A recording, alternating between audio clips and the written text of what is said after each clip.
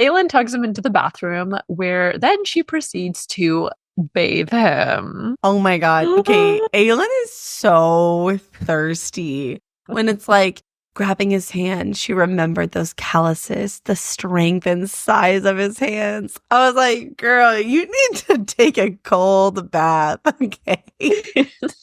I'm sure she was thinking about the size of those hands. Taking a bath with Rowan is what I think she was thinking about.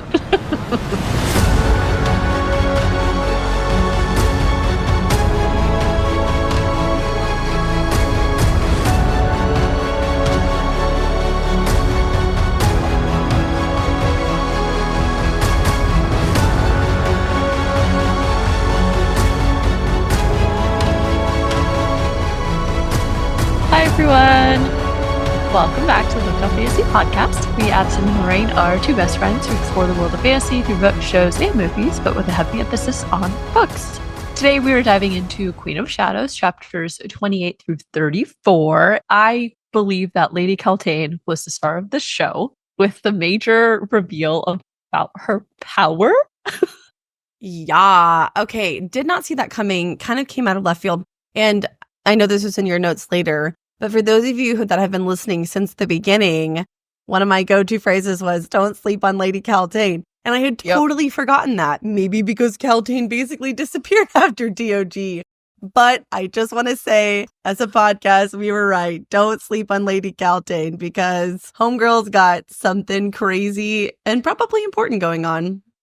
I know. Well, everything finally makes sense about why she's been kept all the way since TOG and why she's at Morath now. But also, we gotta rescue her too. She's like not doing well. And I hate everything that's been happening to her.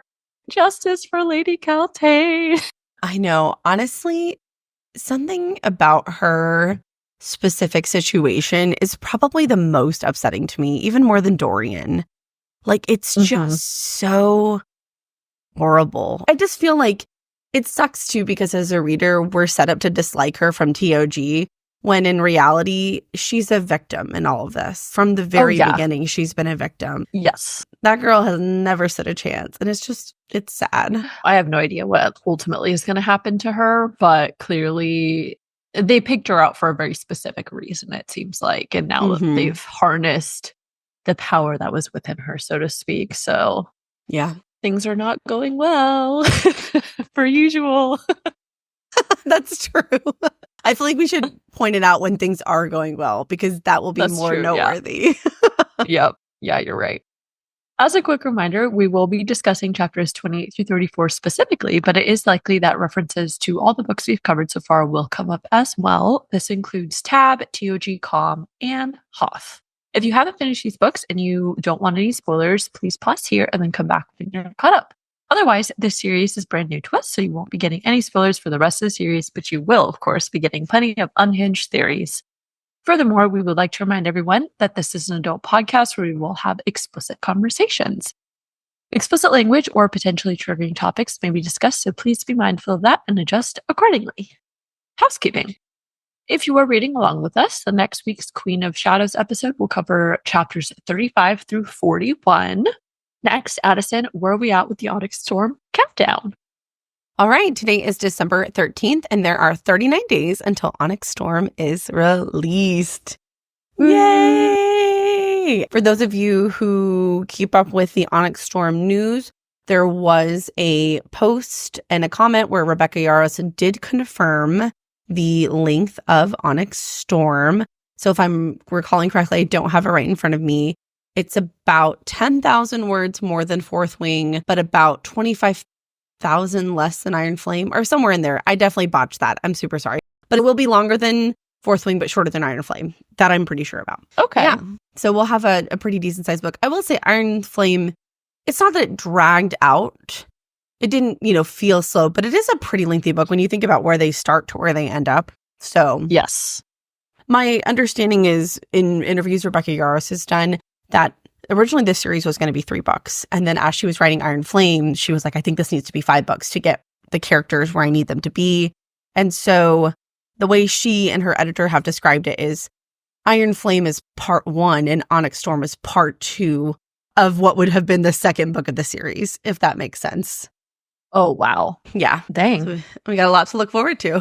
I was going to say there's a lot that's in store for us in that case, it sounds like. So, but that's exciting. Finally, if you are enjoying the show, then the very best way for you to support us is to leave a review and share it with a friend. All right, that is all for housekeeping. So let's get into the episode. We will start with a book report for chapter summaries, and then we'll dive into an analysis and offer theories for each chapter. And finally, we will share our favorite moments. With that being said, Addison, please give us the book report. Warily? That sounds good. Warily. Chapter 28. He's back. Rowan Whitethorn was officially in Rifthold and reunited with his queen. They go back to the apartment, and then we sat through 15 pages of Aelin giving him a bath and savoring the corded muscle of his forearms and the strong column of his throat and his broad shoulders that were like steel encased in velvet. And don't forget the calluses on those big, strong, manly hands. And of course, the eternal strength of him. And if it's sounding sexual, it's supposed to. But guys, don't worry. They're just friends, okay? Don't worry. After Ratty was all cleaned up, Aelin took him to officially meet Aedion. And of course, as all females do, they had a staring contest. Aelin quickly broke up the testosterone festival, but Rowan let slip that 1, Gavriel was Aedion's father, and 2, he had already taken the blood oath to Aelin. To absolutely no one's surprise, Aedion took this very poorly and stormed the fuck out. But not before he said some really foul curse words. Chapter 29. We switch perspectives to get a good look inside Rowan's mind, and our boy is down bad for Aelin. But before he can dwell on that too much, he has to give her the bad news. Lorcan is in Rifthold, sent on Maeve's order to find her and the third word key. They decide to table the discussion until the morning, and the apartment with only one bed trope has entered the chat. Rowan, who is fine with Aelin giving him a bath, draws a line at sleeping in the same bed together. I rolled my eyes there. I forgot that you can't hear an eye roll, but I was rolling my eyes pretty hard. He tries to put up a fuss, but Aelin insists and decides to punish him for his stupidity. She changed into a scandalously short pink nightgown that was so short, Rowan told her she forgot to put the bottoms on. The next morning, she awoke before Rowan and went into the kitchen to make breakfast. There, she was met by Aedion. The two apologized for what they said the previous night and call a truce over bacon and eggs. Chapter 30. Another day, another chapter of Dorian being trapped with the Valg prince and wishing he was dead. Except for this time, the Valg speaks and reveals part of their plans to conquer nations in Aurelia and perhaps other worlds. The important thing, guys, is to remember not to panic. I'm panicking. Chapter 31. Just kidding. It's absolutely time to start panicking. An angry Manon burst into Parrington's war tent, surprising him. As soon as she was about to rip him a new one, she stopped dead in her tracks. Before her was Kaltain and a young soldier. But that wasn't the strange part. Kaltain was engulfed in an unholy aura of dark fire. Parrington tried to get Manon out, but she didn't budge. She demanded to know what the hell was going on. Parrington reluctantly tells her and also throws in some threats to her and the 13 if she didn't stop putting her nose where it didn't belong. An alarmed Manon calls a meeting with the 13 immediately in the area and gave them orders. But it turns out Manon and the 13 weren't the only ones in the area. Elide had sensed someone waiting for her in her room, so she needed a place to sleep and headed to the area in hopes of finding somewhere to rest for an hour or two. Our sweet Abraxas let Elide cuddle up and she fell soundly asleep. She was awakened only by the sound of Manon and the 13. She tried to silently slip out of the area, but before she could take more than a few steps, Manon busted her. Chapter 32. Manon spotted Elide the moment she walked in the area, but purposely made no comment. It was all part of a strategic game she was playing to leverage Elide into spying for her and getting into that locked room where the Yellowlegs coven was. Elide basically wasn't given a choice, and so she conceded. Elide didn't waste any time formulating a plan. It took her 3 days of working in the laundry room to determine who the laundress was that took the linens to that secret room holding the Yellowlegs coven. As she made her way through the halls and up the stairs, she heard a lethally quiet murmur. It was Vernon talking to Kaltain, or rather, at her. Elide hesitated, unsure what to do, but instead decided to be brave. She made her way up the stairs loudly and pretended the wing leader had requested to see Kaltain. As she and Kaltain walked away, Elide pleaded for her to respond, but Kaltain merely looked past her and walked away. Elide went to Manon and told her that she needed Manon to get her some poison. Chapter 33. It was training time, and Aedion was presently getting his ass handed to him by Rowan. They were interrupted by Lysandra's arrival, and she and Aelin went upstairs. Once gone, Aedion and Rowan had a real talk where Rowan, in no uncertain terms, said he better never, ever talk to the queen that way again or disobey her orders, or else. But also how they would work together to form the backbone of Aelin's court and restore the old ways.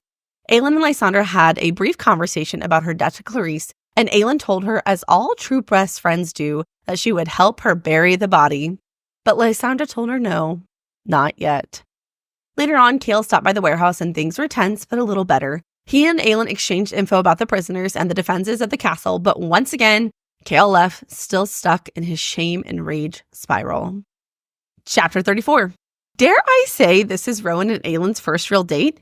Aelin took Rowan around Rifthold and showed him all of her favorite places. She reveled in being with Rowan on what was almost a normal day. As they walked through the market, Rowan saw a young woman selling flowers, and it reminded him of his lost love, Lyria. Aelin could offer no comfort but the truth. Shortly after, Aelin took him to her most favorite and sacred place in the city, to the Royal Theatre. It had been left virtually untouched after the mysterious disappearance of the musicians, after their homage to the lost slaves of Endovir and Calcula. Rowan eventually talked Aelin into playing the pianoforte for him, and though it took some time, her muscle memory took over, and she played him the Stygian suite. It wasn't until she was done that she looked at Rowan and silver lined his eyes. On their way back to the apartment, Aelin stopped at the bank again, which prompted Rowan to ask how she planned on funding her court in Terrasen. And in classic Aelin fashion, she refused to answer the question and told him to be patient and not get his feathers ruffled. I do like all the jokes about just bird-related things because he turns into we be plugged. Yeah, for sure. Yep, and that concludes the book report. Those were fantastic. And now let's get into our analysis, starting with our overarching thoughts, of course. Yeah. So very important before you listen to this episode, there are multiple references to events that happened in the Heir of Fire Untitled bonus scene. We will be talking about it. So if you haven't read it or listened to that episode, please go do it before you continue any further. If you don't want to, that's okay, but please be aware there will be spoilers from that. It's pretty short. There's nothing groundbreaking or earth-shattering about the plot of the story, but in terms of the development of the relationship, it is relevant. So we will be discussing all the content from that because it has been covered on the pod previously. So that was a little bit of business. Now to the feelings. Okay, now, before you guys tune me out, because, I'm not a Rowan hater, but I'm not a Rowan lover. Not yet, okay? Don't tune me out, though, because I really thought about this. I did not enjoy the progress of Aelin and Rowan's relationship in this set of chapters, and here's why. It didn't feel fluid to me with the series so far. I feel like they jumped from milestone to milestone too quickly. They went from barely tolerating each other's existence to willing to die for each other and taking a blood oath, which I guess as I'm saying it, I'm okay with that from an ally perspective. What I'm really talking about is the progression of the intense romantic attraction to each other. It just felt a little sudden and jarring to be in Rowan's head and read about him thinking about her smart-ass mouth and her hips. You know what I'm saying? And then letting her give him a bath. I know you like that. And I'm not saying I like that. Okay. I like romance. I promise. I know I sound like really curmudgeon-y most of the time, but I love love. Okay. But it just felt inorganic. So I did think of a counter argument to my own argument here. So I can't believe I'm arguing with myself. My counter argument is that when Aelin is washing his hair, she's thinking about how they're Caranom and what that really means. She thinks about how he'd let her inside his power, past his innermost barriers. And I'd kind of forgotten about this. If she fucked that up, she could have killed him by draining his power or shattered his mind. So that's a really intimate thing to let someone do. From that perspective, it does make a little more sense that they're so intimate so quickly, but it still doesn't eliminate for me the weird feeling of being in his mind and him being obsessed with Aelin. I think a little bit that's the fault of Heir of Fire. And I talk about this later too, but we only got 2 POV scenes, not even chapters from him. And so now all of a sudden, he's this kind of sarcastic. I guess it's really that he has any personality at all because he basically had no personality in Heir of Fire. You know what I mean? He was a stoic stonewall. Yeah, that's fair. I definitely agree that it does feel pretty sudden. I still enjoyed it, of course. Clearly, as everybody sees, I've since changed my opinion about Rowan because I'm easily persuaded.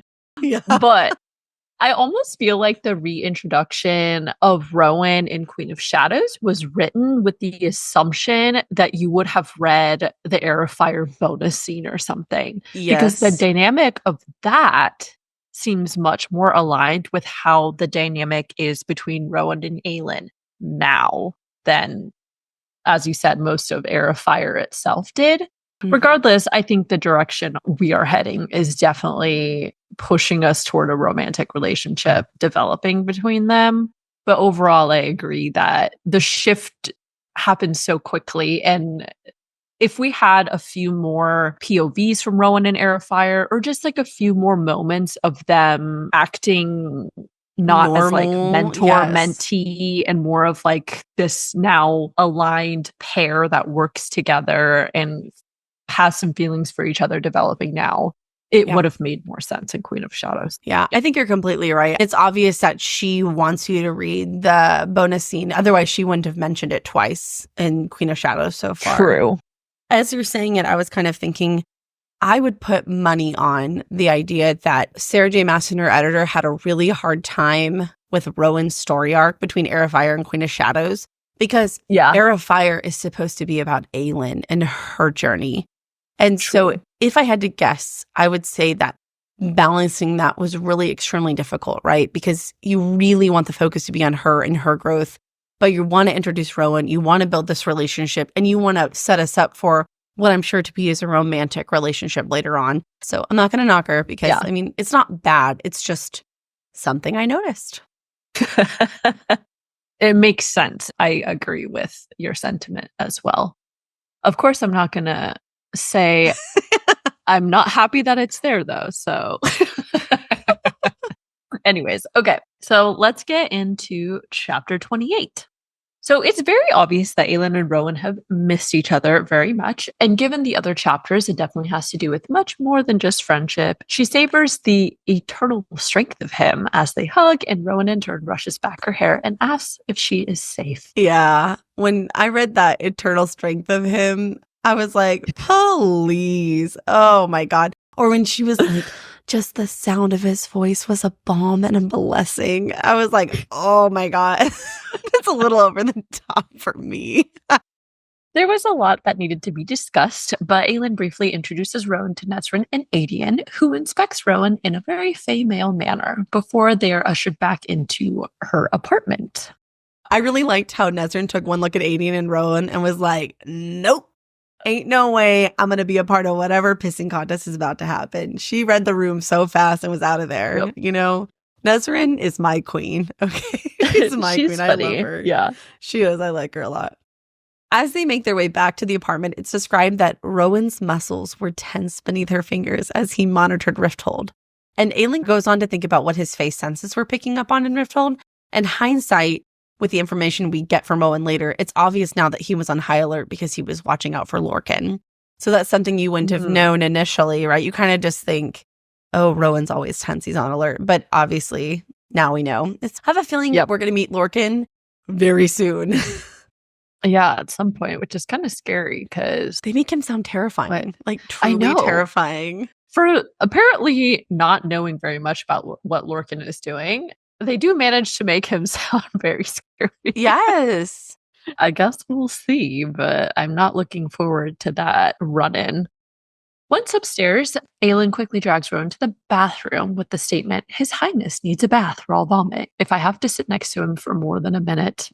Dare I say, it's getting a little steamy in Aelin's room, both literally and figuratively. And I, of course, was kicking my legs like a little girl because internal screaming. The hoods come off and both are shocked by the redheaded Aelin and short-haired Rowan. And I don't know, immediately my brain was like House of the Dragon when Daemon suddenly has short hair and we had our debate about like which version looked better. And in my head, I think Rowan looks a little bit better with short hair, but what did you think?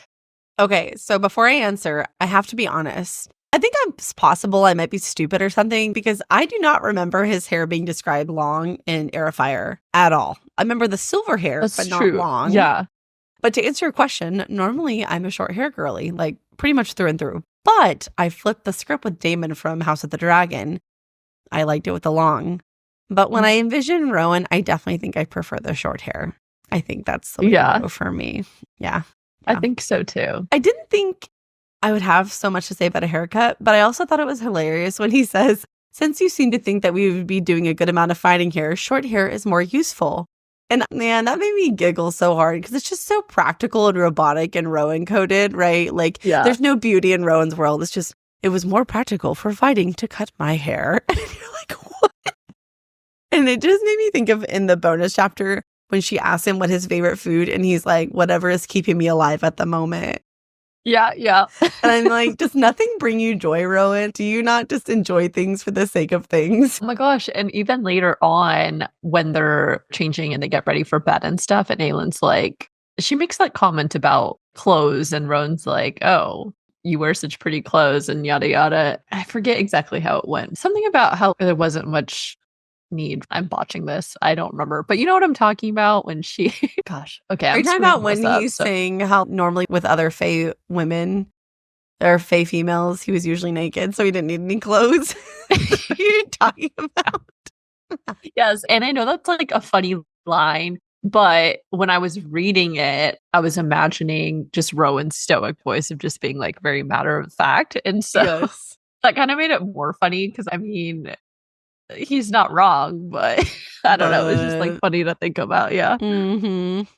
So Aelin definitely seems to think that Rowan looked different, but better. And she thinks it made him look younger, made his tattoo stand out more, and fine. It made him more handsome too. I also thought it was really funny when she said, when you shift, will your hawk form be plucked then? That was pretty funny. Oh, she's good. She got him there. Aelin tugs him into the bathroom where then she proceeds to bathe him. Oh my God. Okay. Aelin is so thirsty. When it's like grabbing his hand, she remembered those calluses, the strength and size of his hands. I was like, girl, you need to take a cold bath. Okay. I'm sure she was thinking about the size of those hands. Taking a bath with Rowan is what I think she was thinking about. I also thought it was hilarious when she makes fun of him for smelling like a vagrant, and then he reminds her that that's what she smelled like back in Varys at the beginning of Heir of Fire. It just immediately made me think about the incident when she was in the alley and the vagrant woman comes out and she mistakes her for a fellow vagrant because she smelled so bad. I forgot about that, but that's so funny. On a more serious note, she gives him her lavender soap, which Rowan just sniffs at and doesn't think twice about, but we know how important that soap was to her and how she'd scolded Sam and Tab for using it. I don't know why, but this bothered me. It bothered me that she wouldn't let Sam use it, but she would let Rowan. I don't know. I didn't like it. That's a good point. I hadn't really thought about it like that, but yeah, you're right. I feel like perhaps it was intended to show that even though she really loved Sam, there was still a level that she hadn't quite shown him about herself. I feel like her dynamic with Rowan is distinctly different because she's never hidden anything about herself. And in fact, she states like in chapter 34, she wants to show Rowan everything about herself and her life prior to meeting him. But I agree that it was really sad on Sam's part. That it felt disrespectful to Sam's memory. Okay. No. Also, she gives him jasmine-scented hair tonic. And there's a line that says, the sweet night-filled scent of jasmine floated up. And if you know about the significance of that smell in other series. I don't know what it means, and maybe it's just a popular smell, but I feel like I'm always on jasmine alert now because of SJM. Yup, agreed. Rowan doesn't seem to care what is used in his hair, though. And in what I think feels like another mental conversation, he thinks, do I look like I care what you pick? Absolutely yes to the mental conversation. It was in italics, and I don't want to make a habit of pointing it out every single time unless it's significant. I don't know if it ever gets confirmed. I hope it does, but I mean, I think it's pretty fair to say that they're having mental conversations. Now, can they have it over distances? That seems less likely. It seems more like a in the room thing. As Aelin washes his hair, it's clear that this very intimate act is something she doubted many people had been allowed to do for him, but they had already reached a new level of closeness, and she thinks they were Caradom. He'd let her inside his power past his inner barriers to where half a thought from her could have shattered his mind. I really hadn't thought previously about how intimate sharing power would be, but I thought it was an interesting way to demonstrate part of why they'd become so much closer now. I guess sharing power is sort of like their version of sharing emotions and thoughts. Like it's kind of on that level of just understanding a fundamental part of somebody that not everybody has access to. I think it's really intimate because your power is at the very core of your being, right? Like it really becomes essential to your identity. So exposing that to someone and quite literally risking your life and your mind, because if they mess that up, they draw too much power or whatever, they can kill you, is a pretty big deal. Something that bothers me about this scene is that later Rowan makes a big fuss about where he's going to sleep and, you know, how it's improper and blah, blah, blah, blah, blah. But he doesn't fucking hesitate at all to get naked, get in the bathtub, and let her wash his hair. I guess I'm not opposed to either thing. It just seems miscalibrated to me. Like that was where he drew the line is, oh, okay, you can wash my hair when I'm naked in a bathtub, but you can't sleep in bed with me. Like, what? Yeah, that was a little bit weird to me too, and I didn't quite understand it. I was just taking it as, actually, I don't know. I have no explanation for that, but I don't think it should have mattered that much. It would have been really funny if Aedion and Rowan had to share a bed. She should have made them. That would have been hilarious. I know. They would have killed each other. Oh my God.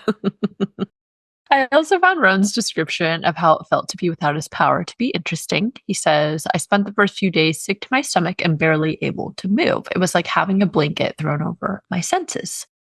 There was a description we read in Heir of Fire, I'm pretty sure, about how people reacted when magic was taken away. And basically it said some of them just dropped dead. Like it was such a jolt to their system, they just couldn't handle it.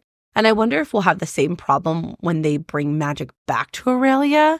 A lot of people may have magic in their blood and have been born and they may be 10 years old, right? Or 8 years old. And all of a sudden they're going to feel this overwhelming surge of power. And I wonder if we're going to see how that plays out across the continent.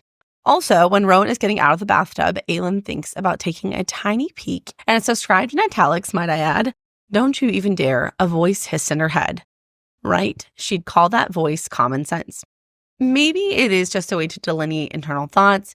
But honestly, I thought it was Rowan speaking into her mind, saying like, girl, don't you even dare. Don't you even dare. I will not try to harp on this the rest of the episode or honestly for the rest of the series, but just another example of how as soon as they're together, all of a sudden, all these thoughts shall pop up in italics. And I don't think that's a coincidence. I don't think so either. I had a comment about that later on, but I'll just plug it now because it's in relation to the same thing.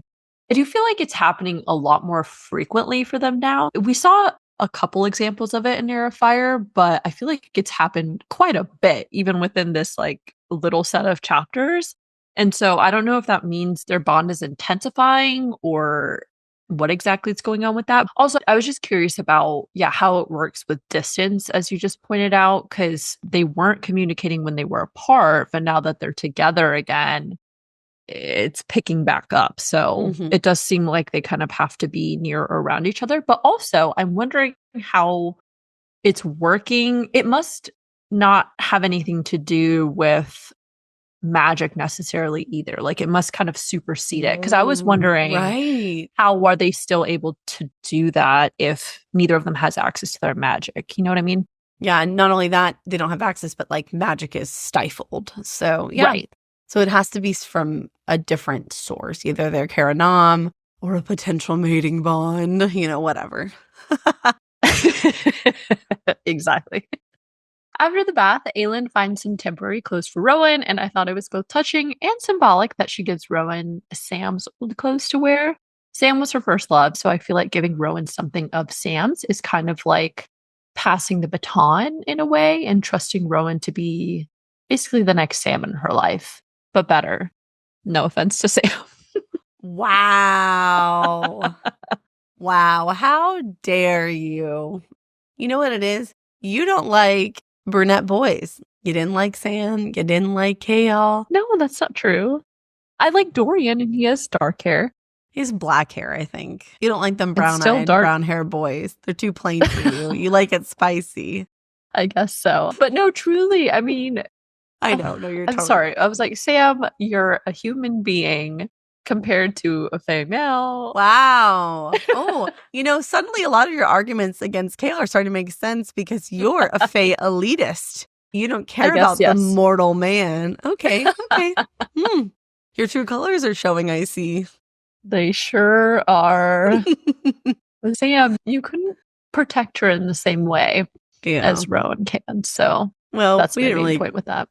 That's true. And we just honestly, again, didn't even know Sam that well. So sorry to everyone who really loved Sam. Maybe you read tab first, but we read it third. And by that point, we were over it. Yeah. Sorry, guys. Let's skip to the good part. We just found out she's Aelin Ash River Galathinius. We don't really care about the Pirate Lord. Pretty much, yeah. Rowan goes on to admire all of Aelin's fine clothes, in particular, a black velvet gown, and on the back, gold embroidery continued from the shoulders, sweeping to form a serpentine dragon, its maw roaring toward the neck, the body curving down until the narrow tail formed the border of the lengthened train. I am still holding out hope that we will get dragons, but I do wonder if she's going to bust out that dress at some point, especially because Rowan says he wants to see her wear it. Oh, absolutely. As soon as I read this, I had a couple thoughts. The first is when I saw the word dragon, my eyes got real big. Okay. Please let this be foreshadowing of dragons in the series. It has come up, I would say, at least a half dozen, either in passing or in conversation. In this universe, there are distinct dragons and wyverns. And just, God, please let there be dragons. Also, I don't know why I feel so invested in this part of the chapter and in what I'm about to say, but I feel very strongly, and I would put money on this dress reappearing. I think she'll either wear it specifically for Rowan, or she will wear it at her coronation or some other notable public event, and that will be really symbolic. Oh, wow. My brain was like, or their wedding, but I don't know why my brain, I don't know where that came from. I was like, whoa. Oh, wow. You know what happened? Okay, so when I was younger, I don't even remember, I guess, how I knew her, but an older mom figure. And she told me that girls go to Girl World when they meet a cute boy. They literally meet them and they're like, wow, he's kind of cute. He's kind of nice. And you kind of imagine yourselves dating, falling in love, getting married, having a kid. Yeah. You go to Girl World for a little bit. And then after about 20 minutes of that, you come back to reality and you're like, his mouth looks weird when he talks. And you're like, never mind. I just Something gives you the ick. Yeah, it gives you the ick. Yeah. And so I think I just went to Girl World for Aelin and Rowan. For Ratty? For Ratty. Sounds like you might be on Team Ratty now. No. I'm still in the middle of the field. I'm looking at this side, looking at the other side. I don't know. We'll see. Yeah. I see what you mean. Unfortunately, even though Aelin said she had missed him, Rowan, in a very Rowan manner, just states, I once told you that the people you care about are weapons to be used against you. And I was like, boo, Rowan. Okay, everybody knows you missed her too. Stop trying to play it off. I'm telling you, it's that robotic. I like whatever food keeps me alive. I like whatever clothes cover my body. He's changing, though. Aelin's wearing off on him a little bit with her fancy clothes and her hot and pink her fancy music. Oh, yeah. I think he likes those hot pink nightgowns. Rowan squeezes into Sam's slightly too small pants, but then he mentions that they needed to talk. The topic being something that made him glad you don't have access to your power so you don't spew flames everywhere. This prompts Aelin to comment about her encounter with the visiting group of highborn fae at Mistward, and when Rowan's former lover had refused to stop touching him when she threatened to have Aelin whipped. Aelin's new favorite nickname, Fire-Breathing Bitch Queen, had been fairly accurate.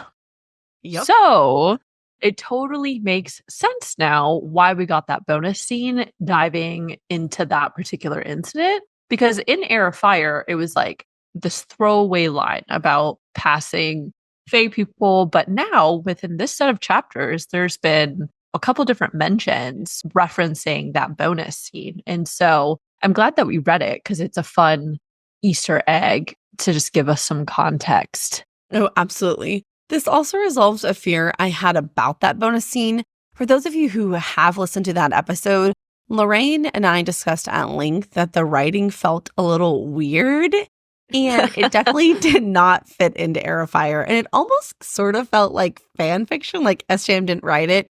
Yeah. On the one hand, I'm like, no, this is totally her. But there was like that little thought in the back of my mind. I was like, Right.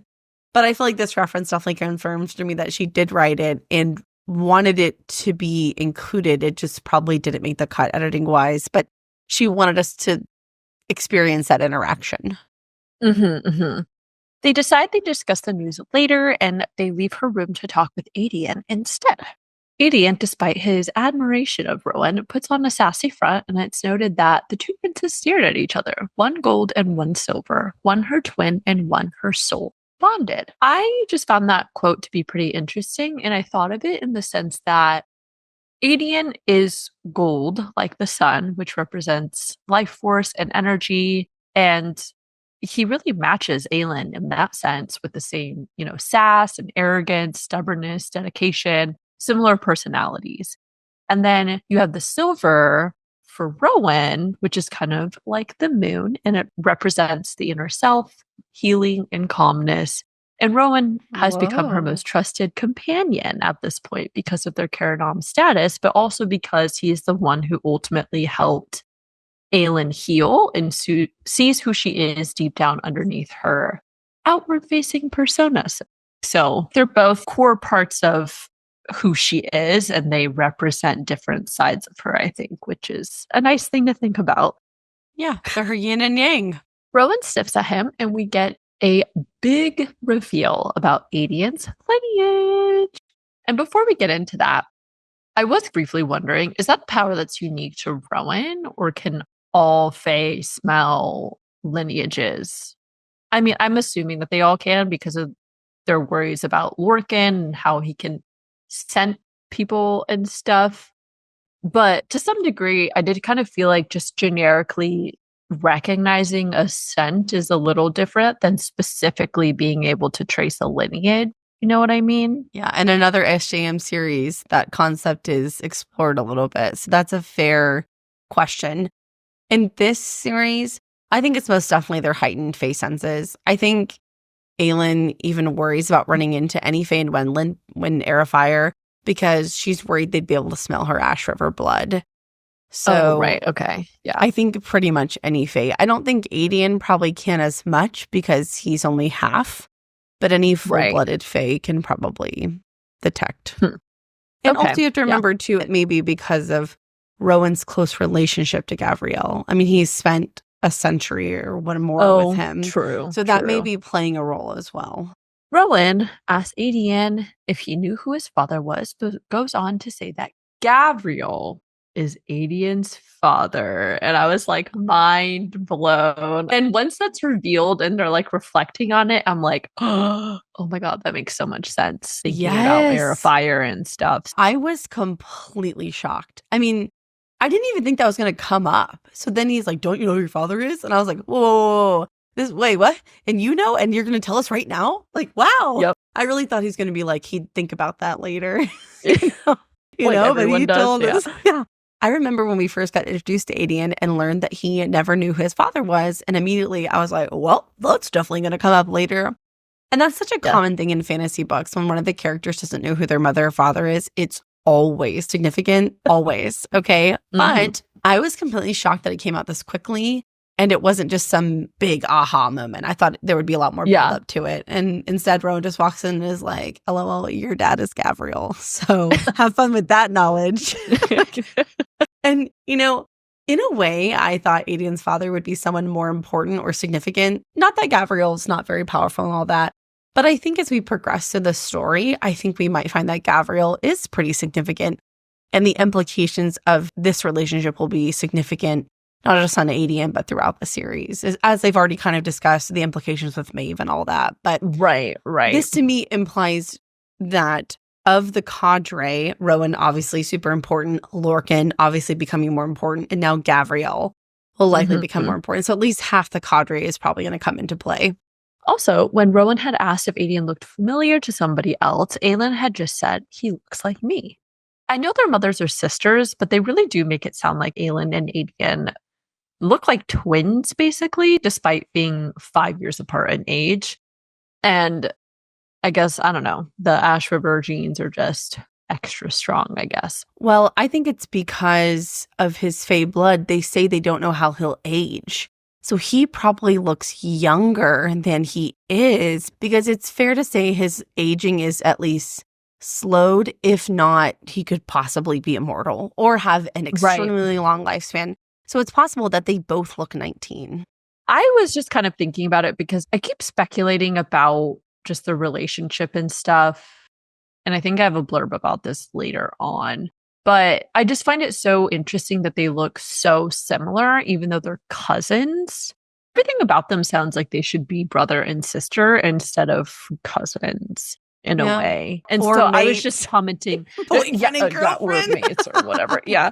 But I'm just like, okay, I guess the Ash River genes must be really strong then, because like they're getting their looks from their mothers essentially.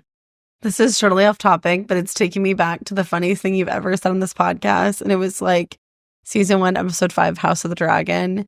And you were like, and this is a problem because obviously Rhaenyra can't be caught kissing her uncle at her wedding. And that was one of the funniest things I've ever heard you say. It was so cute.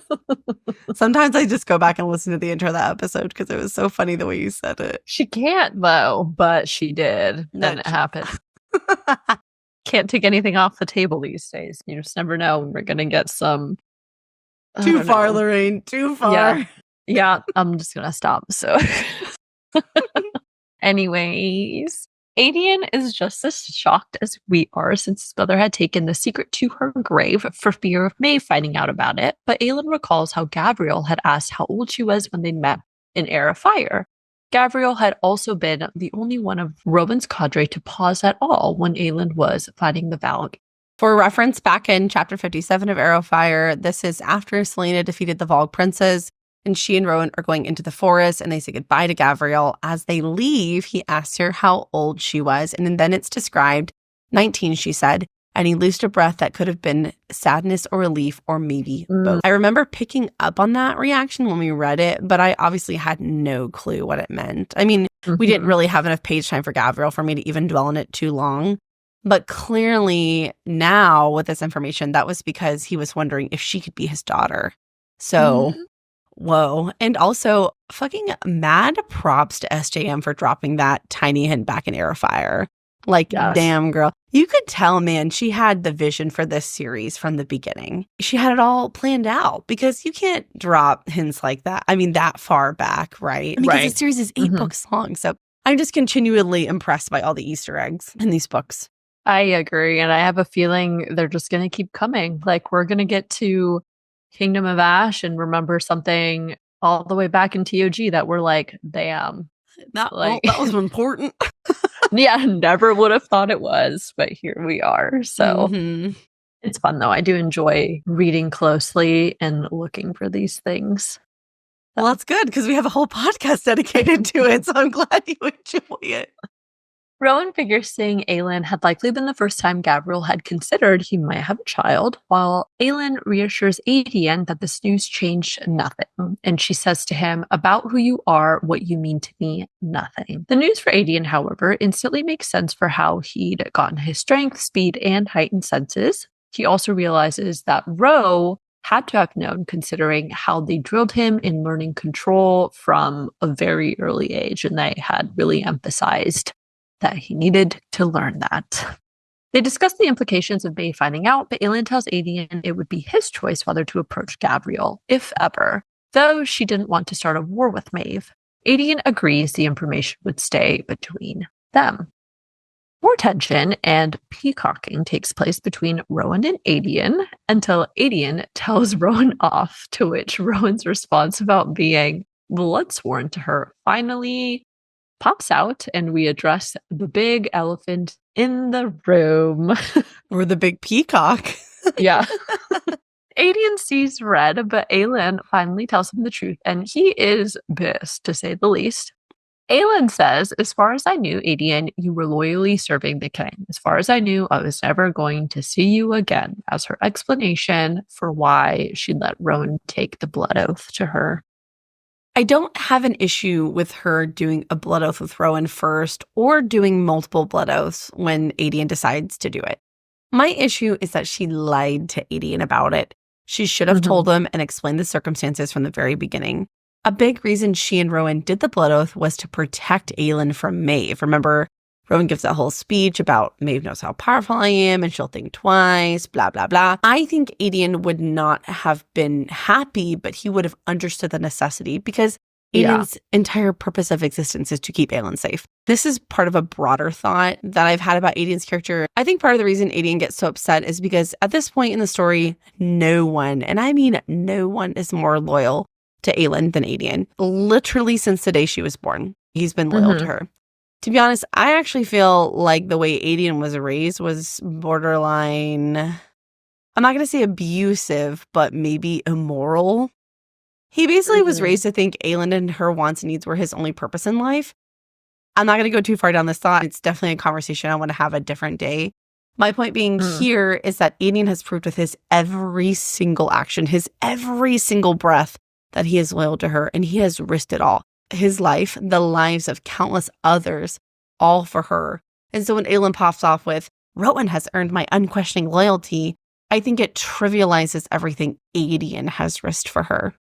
And so you've got you lied to me, and then you've got this response that discredits Aedion's quite literal entire life. So I'm on Aedion's side in this conflict. Yeah, I think he was totally justified in his anger. And I like your point about how Aedion has always been raised, not only being her protector, but also believing that this is something that he was going to earn.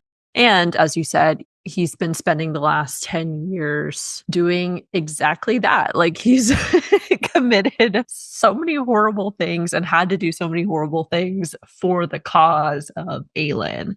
And so I agree that it did really trivialize everything that he's done up until this point for her to just kind of flippantly be like, you haven't earned my loyalty, blah, blah, blah. So, yeah. It's a bit of a slap in the face. Aedion is still pissed that she had lied to him and swears at her, but she dismisses him until he can act like a human being. As far as Aedion was concerned, the feeling was reachable, but we get some context about the importance of the blood oath to him when he thinks all his plans, everything he'd worked for. Without the blood oath, he was just a general, just a landless prince of the Ash River line before he angrily exits the apartment. So I was kind of thinking about that line because it stuck out to me. Not only is it a huge honor and tradition, but it is also a path to gaining some individual status. I was under the impression that he was always going to have more status due to his relation to Aelin in general, but maybe that's not the case. I don't know.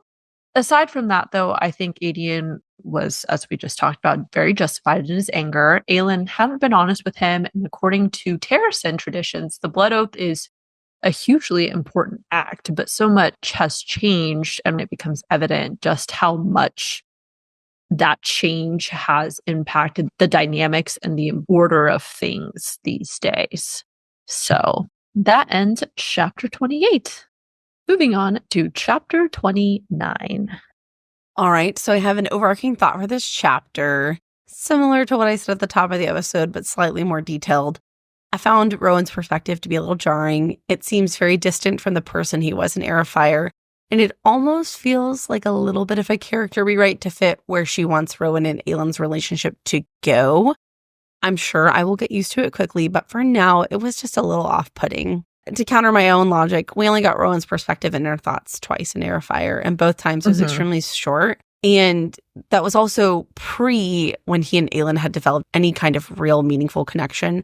So in a way, I guess you could argue this is the first time we're meeting the quote-unquote real Rowan and what he's really like internally. I gotta say, he's kind of funny. He is funny. I was gonna say that I love getting an MMC's perspective and Rowan's inner thoughts.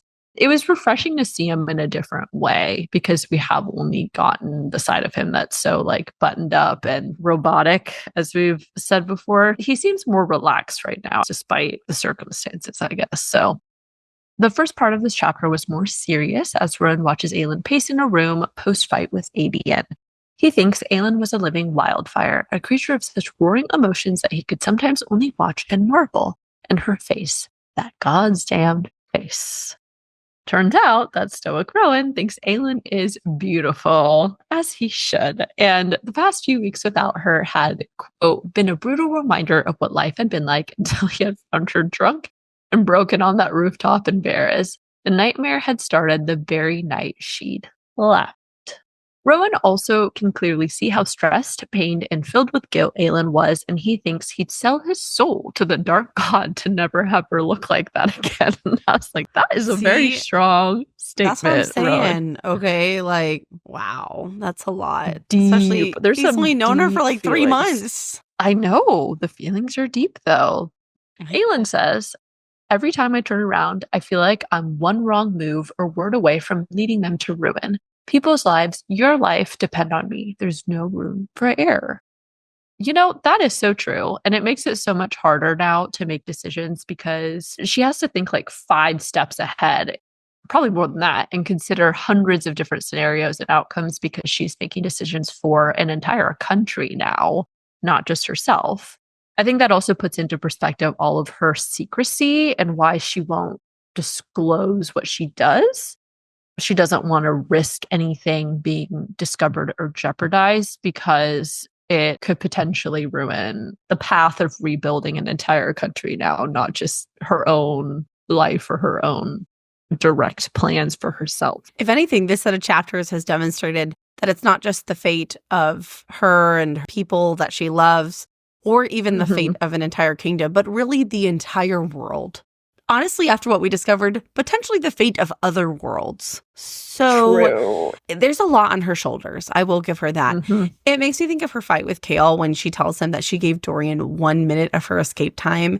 And she tells him, do you know what that 1 minute could have cost? It could have cost everything. And wow, she was underselling that. It literally everything. Everyone's existence as they know it.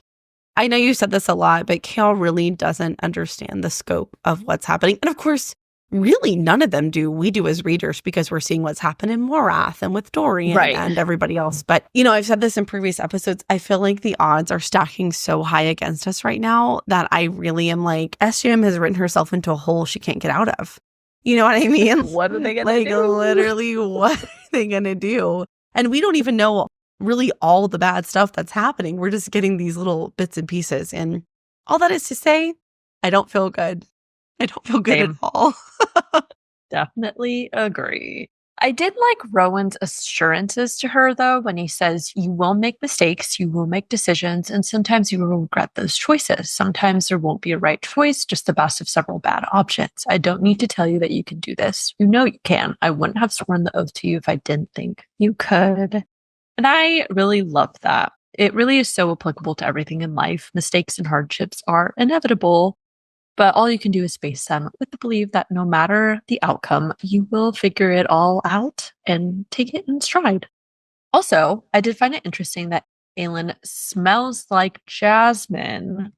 That was like one of the scents. It smells jasmine, lemon verbena, and crackling embers to him. And I did wonder what that represents to him because Rowan's scent, according to Aelin, is quite literally the smell of terrace and pine and snow. Oh, and you're like, if there's like a reversal. Terracin. Oh, yeah. That's interesting. But also, why does she smell like jasmine? Knowing what we know about jasmine, that's one of the scents. I don't know. Man, I can't wait till we finish this series so we can have a mass first episode because, bro, I'm going to blow it up in that episode, man. I'm so excited. I know. There'll be heavy spoilers for that one. You're going to want to make sure you read all 16 books first. So much to unpack. But anyways, Rowan also thinks about how close they were now and how Maeve knew that Rowan was a weakness for Aelin as he recalls Maeve's words. She had said, not for all the world, Aelin, but what about for Prince Rowan? I'm pulling an Addison because that worries me, especially when he next thinks he tried not to think about the fact that Aelin would hand over one of the word keys for him. This feels like something that could definitely happen. Maybe even in this book, since Lorcan's creeping around Rifthold on Maeve's orders, but It's unsettling. Yes, I really enjoyed when I read this, pulling an Addison. I was like, yes, yes, let the fear of foreshadowing overtake you. Let it fill you with dread and hopelessness like a Valg prince. Valg. They're coating my emotions with despair. Also, Rowan thinks about how he'd woken up from a dream reaching across the bed. And the quote was, "For a princess who's thousands of miles away." I wonder if this happened at the same time as when Aelin had done the same thing in chapter 11. It had said, Aelin rolled over in bed, stretched a hand across the mattress, and for a moment she could see Rowan there. That harsh, unforgiving face softened into handsomeness by sleep, his silver hair glimmering in the morning light. I hadn't thought much about it until now, but I do wonder if this is an extension of their mind-to-mind speak situation. Is it developing into a thing where they can feel the other's presence now without being near each other? Oh, wow. That's an interesting thought. That seems likely to me. I'm going to go ahead and say that's canon. Yes, absolutely. Those are happening simultaneously. Yep. Next, on to the next one. What else you got? Woo, yeah. Also, did you find it weird that Rowan, when he listens to the city, he thinks he could hear more than mortal ears, but the wind no longer sang its secrets to him. He no longer felt it tugging at him. I only bring it up because this obviously sounds a lot like what Manon and the witches think. We've been speculating about Manon being unique and different. Rowan is full fae, and according to the witches, the Krakens are separate because they take after the fae. I'm not necessarily going to jump in and make any theories just yet, but I did find this overlapping detail noteworthy. I did think about it a little bit, but also it occurred to me that one of his powers is wind. So maybe it's a connection to that. But it totally is evocative from last episode where Elide is like, she heard the wind call to her, and Astron's like, girl, you know you hear the wind calling to you. True, yeah. At its essence, still magical sounding. Overall, Rowan definitely feels anxious knowing Aelin is at risk in a place where he couldn't access his magic, but they transition to the big reason for why Rowan had broken her order to stay in Wendelin. And drum roll, please. It is because Lorcan is here. Rowan had picked up his set around Mistward and had then tracked it to a ship heading across the ocean, where it picked back up again in Rifthold. I know, obviously, we've talked about Lorcan very limitedly on this podcast, but for those who've been listening for a little while, there was an episode where we were talking about an internet joke we've seen that's like, what did Lorcan do? We have no idea what that is. We have no context. And I don't know why, but I think maybe just based on that one thing, I always thought maybe Lorcan's a good guy. You know, maybe he's secretly a goody-good. But like, it doesn't seem like that here. And so now I'm wondering if it's a bad thing. Like, what bad thing did he do, or how did he contribute to the evil? So now I'm like, what did Lorcan do? And I want to know what they're talking about. I do too. I've been so freaking curious because I see that joke everywhere, like literally everywhere. And I'm mostly just mad that I don't know what it's talking about. Yeah. I got bad news but we'll for get you. there. I'm pretty sure we won't know till like the very end of the series. So you've got months before you find out what the fuck Lorcan did. Patience is a virtue with this series. So Rowan figures that Lorcan was using him to find Aelin, knowing he wouldn't leave her at risk in Rifthold. And Aelin adds it would also be a convenient way for Maeve to find the third word key. And I obviously agree. I wouldn't put it past Maeve to kill two birds with one stone. Aelin goes on to joke about taking Lorcan herself, but Rowan reminds her without magic, that's definitely a no. They also recall how destructive a battle between him and Lorcan would be under normal circumstances, and they reference back to Solomir, a city Maeve had commanded Lorcan and Rowan to obliterate due to its particularly heinous crime rate. When you said killed two birds with one stone, were you making a joke about how Rowan is a hawk, and so you'd be killing that bird? And the stone is like the word key. Was that like a very clever? No. But not. I was like, wow, I should have said Lorraine, yes. That was really clever. I see what you did there. We'll just pretend just be like, yeah, girl, totally. Good job picking up on that. No, guys, I was not that punny subconsciously, but That's not right. consciously. Ultimately, he assures her that if Lorcan makes a move against her, he dies. And man, do I love some touch her and die energy. It's great. I love Are it. you blushing? Is it hot in your house? Are you okay? I'm What? heating up. I need some ice. I need Rowan's cool air I bet you to fan need. me. Do you need the eternal strength of him? Yes. Okay, but honestly, same though. Like, why is it so hot? It's so hot. But if it was in real life, someone did that, you'd be like, Ew. what? Like, I'm not your property. Like, get away. yeah, you get away know? from But in books, I'm like, let me take my sweatshirt off. I eat it up. I love it. I just feel like Rowan is like, you look at her wrong, you die. You say one wrong word to her, you die. Matter of fact, you even think about her, you die. Which is really freaking funny. Well, not funny. It's a little sad because, like, back in Heir of Fire, he told her he would The world would be better off dead. Yes. Thank you for reminding me that. I'm back on hating Rowan. That's right. The world would have been better off 10 years ago if you had died. And now he's thinking about her in pink nightgowns. So, wow, what a journey he's taken. My how the turntables. That's my favorite. Turntables. That's my favorite phrase right now. Live a little, Sardathian. Live a little, sort of. Yeah. Okay. Live a little, Rowan. You know what I'm saying? Just live a little. He's about to, seems like. Yeah, he is. Aelin is starting to think about a plan regarding Lorcan, expecting they'd lead them to the third word key. But she doesn't finish the thought or disclose anything to Rowan just yet. I am very curious about what she is hatching in respect to that because I have no idea what she would do to Lorcan. I have no idea what she's planning. I don't know where she's going with that thought. So same. They also wonder if Maeve would rely on them to find the other word keys or if another cadre member was tasked to do that and what Gabriel would do if he found out about Aedion. They decide to continue the convo later and get ready for bed instead. Just as they did in Wendelin, Aelin insists Rowan sleep in the bed with her, but despite his desire, Rowan protests, citing worry over how it would look. I roll.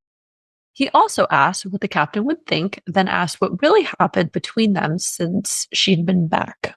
Aelin discloses that Chaol blamed her for what had happened to everyone and that she was a monster.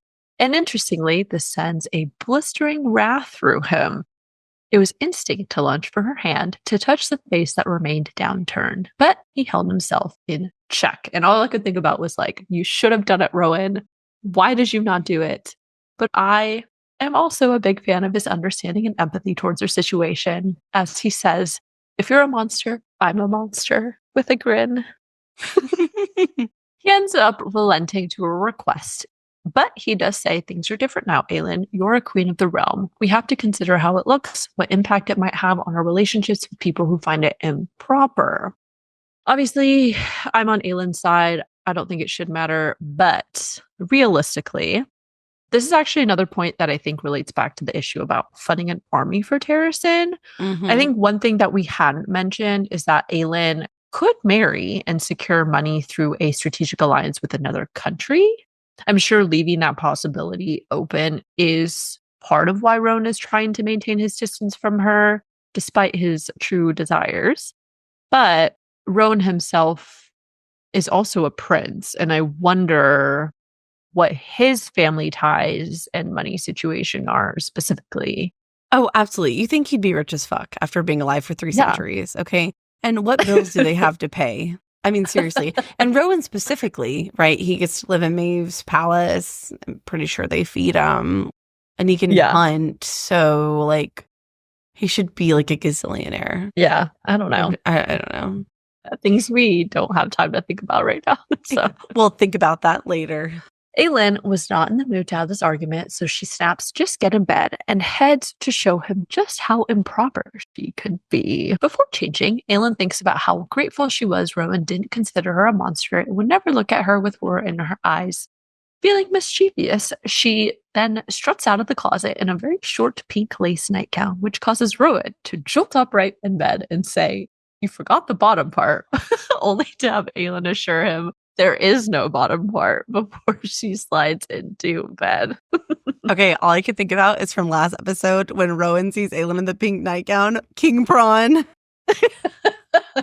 Oh my God, yes. That's so true. Like, that exact look is the same the one Rowan had on his face. That's all I can see in my mind. That's so funny. Oh my God. So I'm going to tell you a personal story that's semi-related to this. And I don't know why, I'm just feeling in a sharing mood. So my sister is 2 years younger than me, and we are very, very different people. She was much more wild than I was in our 20s. And I mean, she still is now, but she's calmed down quite a bit. She wore what I would say were scandalous outfits. And so whenever I'd see her wearing a crop top, I'd be like, Erica, what happened to your shirt? And she'd be like, what? And I'd say it got ripped in half. And she was like, that's not funny. And then also, this is just another quick story that made me think about this. One time she did her laundry at my house, and one of my daughter's shirts got mixed in her load. And so she took it home. And the next time that I went over there, she told me at first she thought it was hers, but only then got confused when she was wondering how she got a shirt with neon dinosaurs on it. And then she realized it was her 18-month-old niece's shirt. And that was because she wore crop tops all the time, and she really thought it was hers. Any normal person would see that and be like, oh, clearly that's a child's shirt, but not my sister. Nope. She literally was like, wait, where did I get this shirt? And so I just thought that was so funny. That's what it made me think of. Also, not knocking anyone that dresses that way, to each their own. I just thought it was really funny. It's what it made me think of. It's actually quite the dad joke you told there. I know, right? I really am very like dad oriented when it came to her clothes. I mean, she wore some crazy stuff. It's like stuff I'm like, you paid money for that? It's quite literally a scrap of fabric. Like, she went to raves and stuff, you know. She was yeah. I mean, it's a different culture. Yes, yeah, and you can tell we're very different, or we're our whatever. You know what I mean? Yeah. That just reminds me of how, as a kid, ripped jeans were a thing and like, really in. And then your parents would always get mad at you and be like, why are you paying money to get jeans with holes in them? And you'd be like, because they're cool. Oh, one of the, or like the dad joke that was like, what kind of jeans does Jesus wear? Because they're holy. Like, I heard that joke countless ways. You know what I'm saying? Like, oh my God. Okay. Thank you. That was a funny little like personal anecdote. Yeah. If you would like more of those, please listen to our Ask Us Anything holiday edition. You'll get lots of personal anecdotes. Oh, yeah. Yeah, that's true. So I also did find it kind of random that Rowan suddenly blurts out that he needed to fill in the ink of her tattoo more in a few places. Aelin doesn't think anything of it, but I am wondering, of all things to say, why that and why now? All I wrote was, you know why. I mean, yes, there's like the sexual. It's because he was aroused. Yeah, he was trying to like change the subject, you know, a verbal ice bath. Yeah, I know. But something about that tattoo is like, I don't know. What? It's probably nothing. But anyways, Rowan can't help himself and asks about the nightgown and whether all of her night clothes were like that. And they have some very flirty banter, which I love. I live for flirty banter, and I just gobble all of that up. Also, in their banter about the scandalous clothes, Aelin says, having had the utter delight of meeting Rommel this spring, I have a hard time believing she didn't subject you to clothes parades. And this is another reference to the untitled bonus scene from Heir of Fire. And I agree with her. That does seem like something Rommel would do. Yeah, probably. And also, this little section is what I was referencing earlier about the robotic Rowan and not having the clothes and all that stuff. Yes, yeah.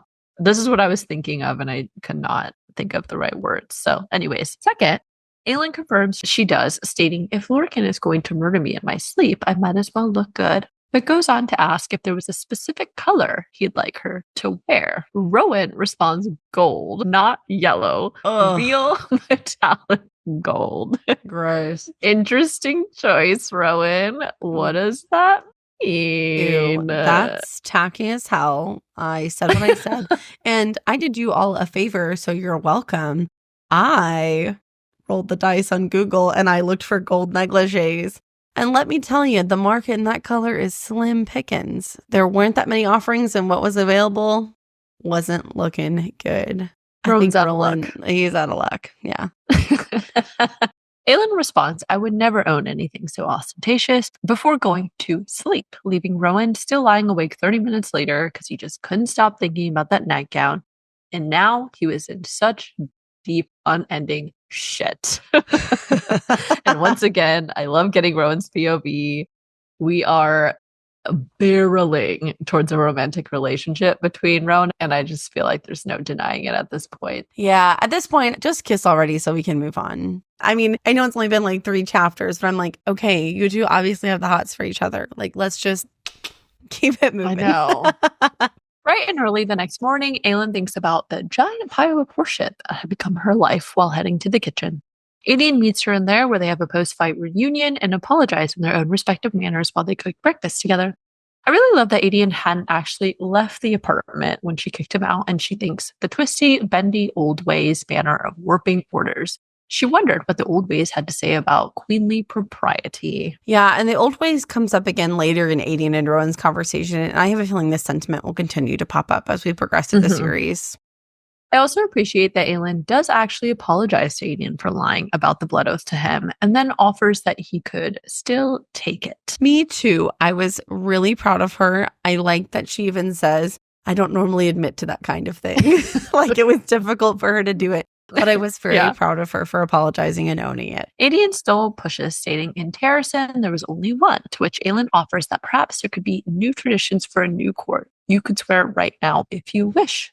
Aedion responds, not now, not until I see you crowned, not until we could be in front of a crowd, in front of the world. So this does remind me of his thought in the last chapter about how without the blood oath, he was just a general, just a limbed prince of the Ash River line.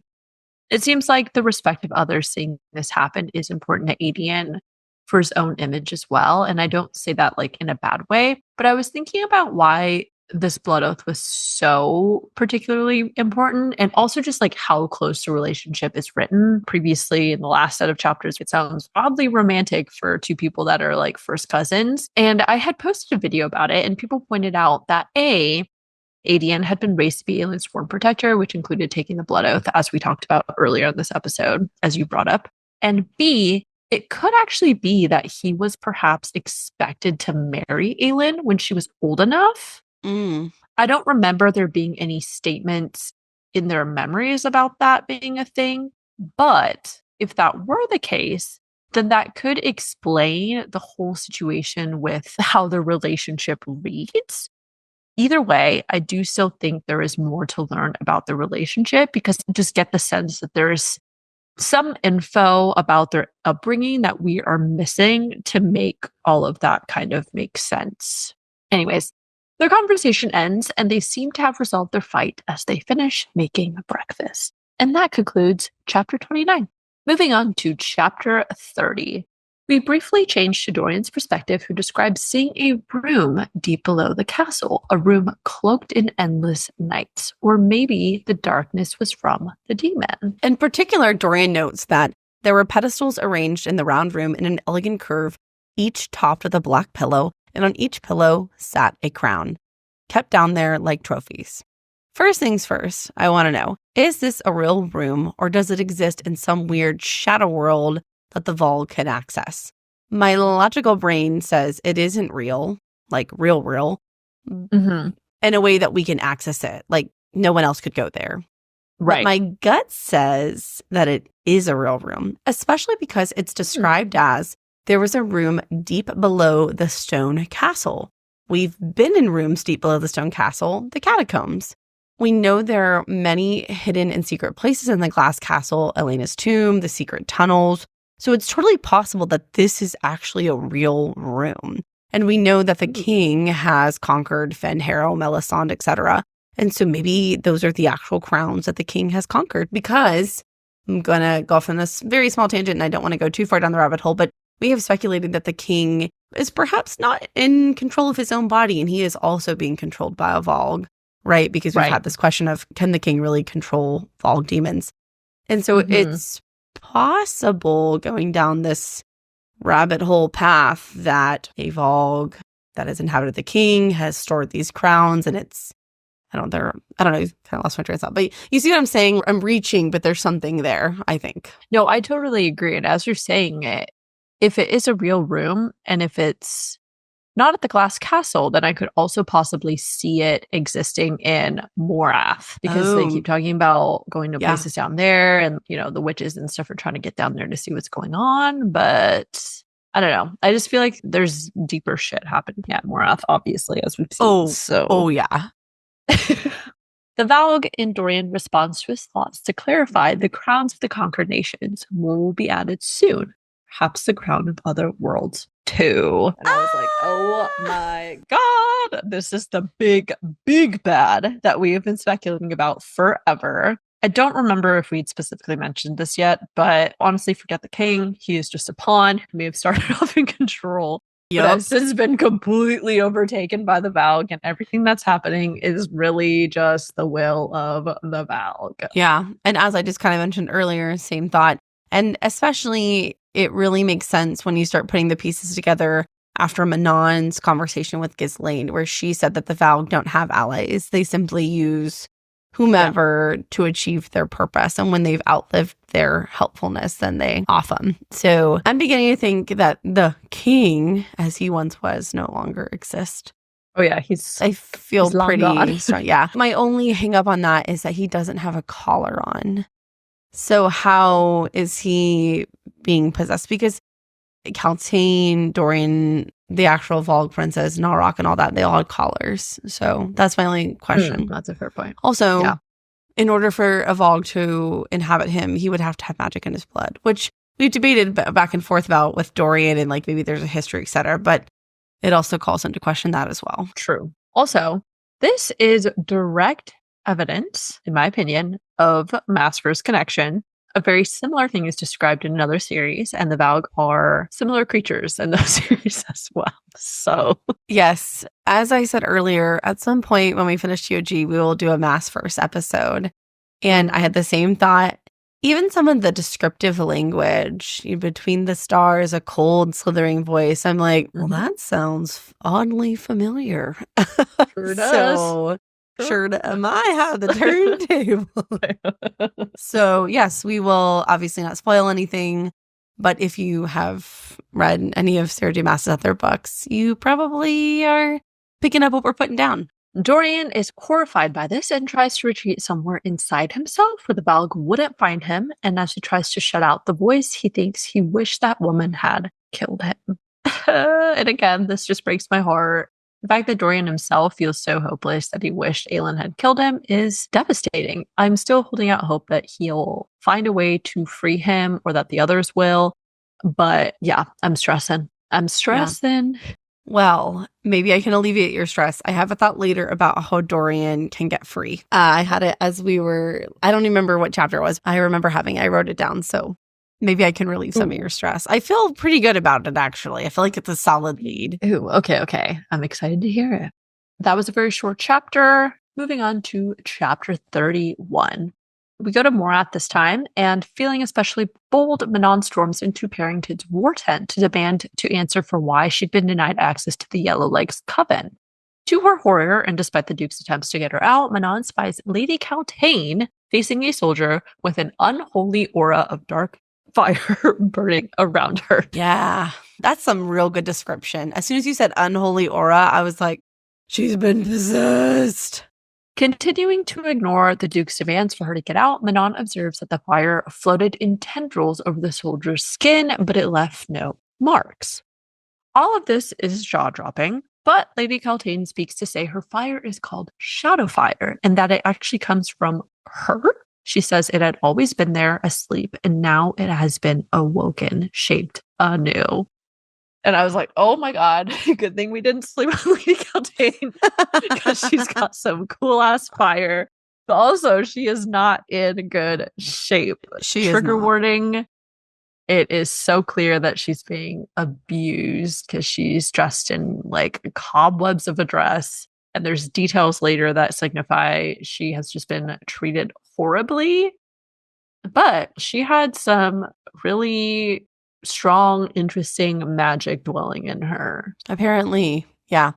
I know I said it earlier, but thank you for reminding me of don't sleep on Lady Kaltain. I forgot about that, and we were right. So, yay! Now I hope we can see a story arc in which she is redeemed. Not redeemed. Oh my gosh, why can't I say it?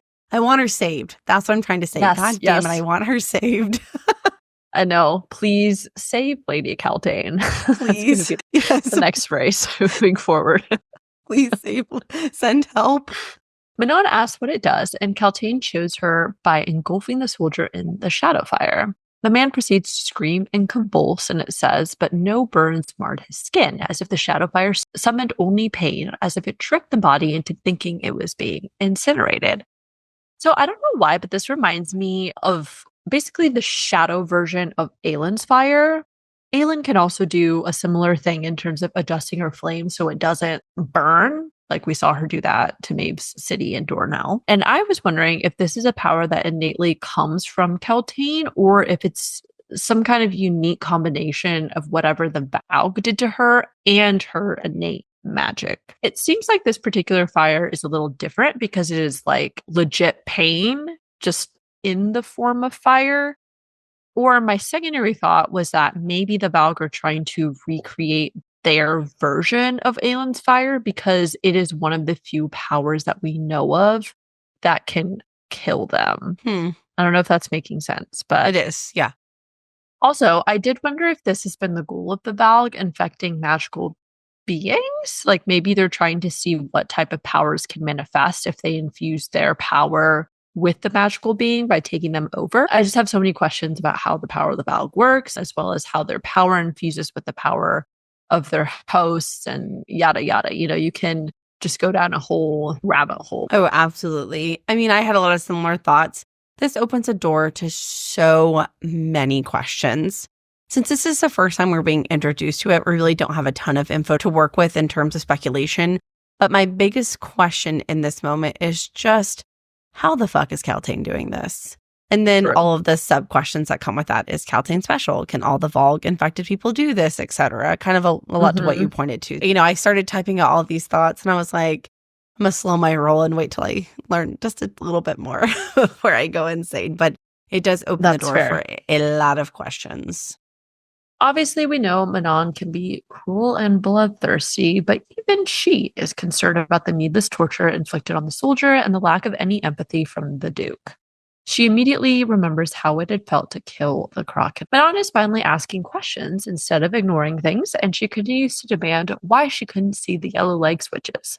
The Duke only confirms that the experiment was successful and threatens Manon with a real punishment should she continue disobeying his orders. He also says, I told you I wanted Blackbeaks. This has been said a few times, and now I'm actually really starting to wonder why he specifically wanted Blackbeaks in the first place. Because in the beginning, I'm like, he's just being stubborn. But now he really keeps reiterating that. And also, when I say he, I actually mean the Valg that's infecting the Duke, because I am like 100% certain the Duke, quote unquote, is gone. It's a Valg. And so I really want to know why specifically they want Blackbeaks. Yeah, that's a good point. He goes on to inform her of Valg princes and their keenness to test themselves against your kind. Despite her anger at the threat, she plays along and continues asking about what happens beneath the mountains. I thought it was interesting when she meets his gaze and she thinks she met his gaze, met every inch of the blackness within, and found something slithering inside that had no place in this world. And this is a very common description that is used throughout the series with Manon specifically. The smell was otherworldly. It didn't belong. And 30 seconds ago when I said that the Duke was inhabited, this was the note I had. I just didn't realize it was right here. But this is further confirmation to me that the Duke has been fully taken over by a Valg. That there's no mortal being inside of the Duke any longer. It's just the Valg. Yes. The Duke's response is cryptic when he says, you do not wish to know what is being bred and forged under those mountains. Don't bother sending your scouts in. They won't see daylight again. I'm going to keep saying this because it keeps alluding to some other like terrible thing being created down there. I just really want to know what else is being bred. I know we've talked about this, but I don't think it's just more Valg infused hosts or anything. I really feel like there is some brand new horrific demon thing being created that we don't know anything about yet. Seems fair. Most importantly in this conversation, Manon asks what he plans to use Kaltain's Shadowfire for. The Duke only says, I have not yet decided. Perhaps later she will learn to incinerate the armies of our enemies. She fishes for confirmation of enemy forces gathering, but the Duke counters to say, your grandmother didn't tell you then about the weapons she's been making for me, for you. Manon is shocked to learn Granny Blackbeak is seemingly more of a baddie bad than we already thought as the Duke disappears behind the curtain. What's Granny up to? I would like to know. Kind of forgot about her, but she still sucks. Realizing there were two weapons in the making, Manon thinks whatever this new weapon was, whatever the three high witches came up with, the humans wouldn't stand a chance. Of course, I'm like, what the hell are the high witches making? I truly have no idea what it could be, but clearly it's something that only the witches can make, and that's why they've been tasked with it. Honestly, it's time for Manon to go rogue and start playing spy. There's no use being honest with Granny because she can't be trusted, since apparently she has been in on all of this the entire time. Yeah, it's definitely time to start panicking, okay? And also, I just want to point out that this moment screams to me that Manon has a heart. You can tell she feels guilty about the soldier who was killed, and she also feels deeply unsettled by the state that Kaltain is in. And that when she has that thought, humans wouldn't stand a chance. You can tell it bothers her. And I think this is just further evidence that she does, in fact, have a heart, even for us mere mortals. She's finally asking questions now, too, and questioning what's going on. So later on in the Eyrie, Elide wakes up from sleeping under Abraxas' warm wing to the Blackbeaks convening. Elide had remained left alone by both the witches and Vernon since proclaiming her blood now ran blue. Earlier that night, however, she'd sent someone in her room so she'd escape to hide out in the Eyrie. I also thought it was really adorable that Abraxas is like, he's just like a little dog. He wagged his tail, and then he extended his wing out to her to invite her under so she could stay warm. She's so cute. Manon continues her instructions about keeping rotations of watches over the barracks and to keep it within the Blackbeaks only, as Elide attempts to silently escape as best as she can. I know. The description of how she was slinking out of there was so funny. Yeah, and I was like... It's then that Manon had known the whole time Elide was there to say, if you had any backbone, Elide, you would have stayed beside Abraxas until we left. And that ends chapter 31. Chapter 32. Elide immediately fesses up that she thought someone had been in her room. And despite the situation, Manon was impressed that Elide held her ground and she hadn't been afraid to sleep against a wyvern. And she thinks perhaps that blood really did run blue. Manon gets straight to the point and tasks Elide with getting into the chamber of Yellowleg witches so they could figure out what's really happening down there. Elide protests, but Manon states, "We do not tolerate cowards in the Blackbeak ranks, or did you think your protection was free?" But she ultimately also concedes that she can stay in her room for the time being. All right, so Lorraine pulled an Addison, and I'm going to pull Lorraine here, okay? Manon tells Elide to wait for her at the bottom of the stairs. This is a really small thing, but I made it a big thing, okay? But I thought it was interesting that it's described that wasted leg of hers slowing her to a crone's pace, okay? And where else have we heard the word crone? It's part of the three-faced goddess, maiden, mother, and crone. I really tried to control myself, but I failed miserably. So I'm going to go on a short wild goose chase here. I looked at the definitions of these. Maiden is a young girl or woman, especially an unmarried one. It can also mean being or involving the first attempt or act of its kind. Mother, a woman in relation to her child or children. You, of course, do not have to give birth to a child to be a mother, but for our purpose, we are going to go with someone giving birth to a baby. And then crone is pretty simple, an ugly old woman. Okay, so a sub-note to all of these, in Wicca, the crone symbolizes the dark goddess, the dark side of the moon, the end of a cycle, together with the mother, light goddess, and the maiden, the day goddess. And she represents part of the circle of life. So I'm pretty sure SJM pulled some inspiration from that. Witchy stuff. Also, what is the Wicca? Okay, so that came up in Wikipedia, as I understand it. And I could be wrong here because I didn't want to have to over-explain that. So I was hoping you wouldn't ask me. I think it's like part of Wiccan belief system, which is a pagan belief system. Oh, okay. Yeah. So thanks a lot, Lorraine. Okay. Okay, but here is my big idea. I think the maiden is Manon because she is a young, unmarried girl, but I also think she's going to be the first of her kind or the first to attempt change among the Iron Teeth witches.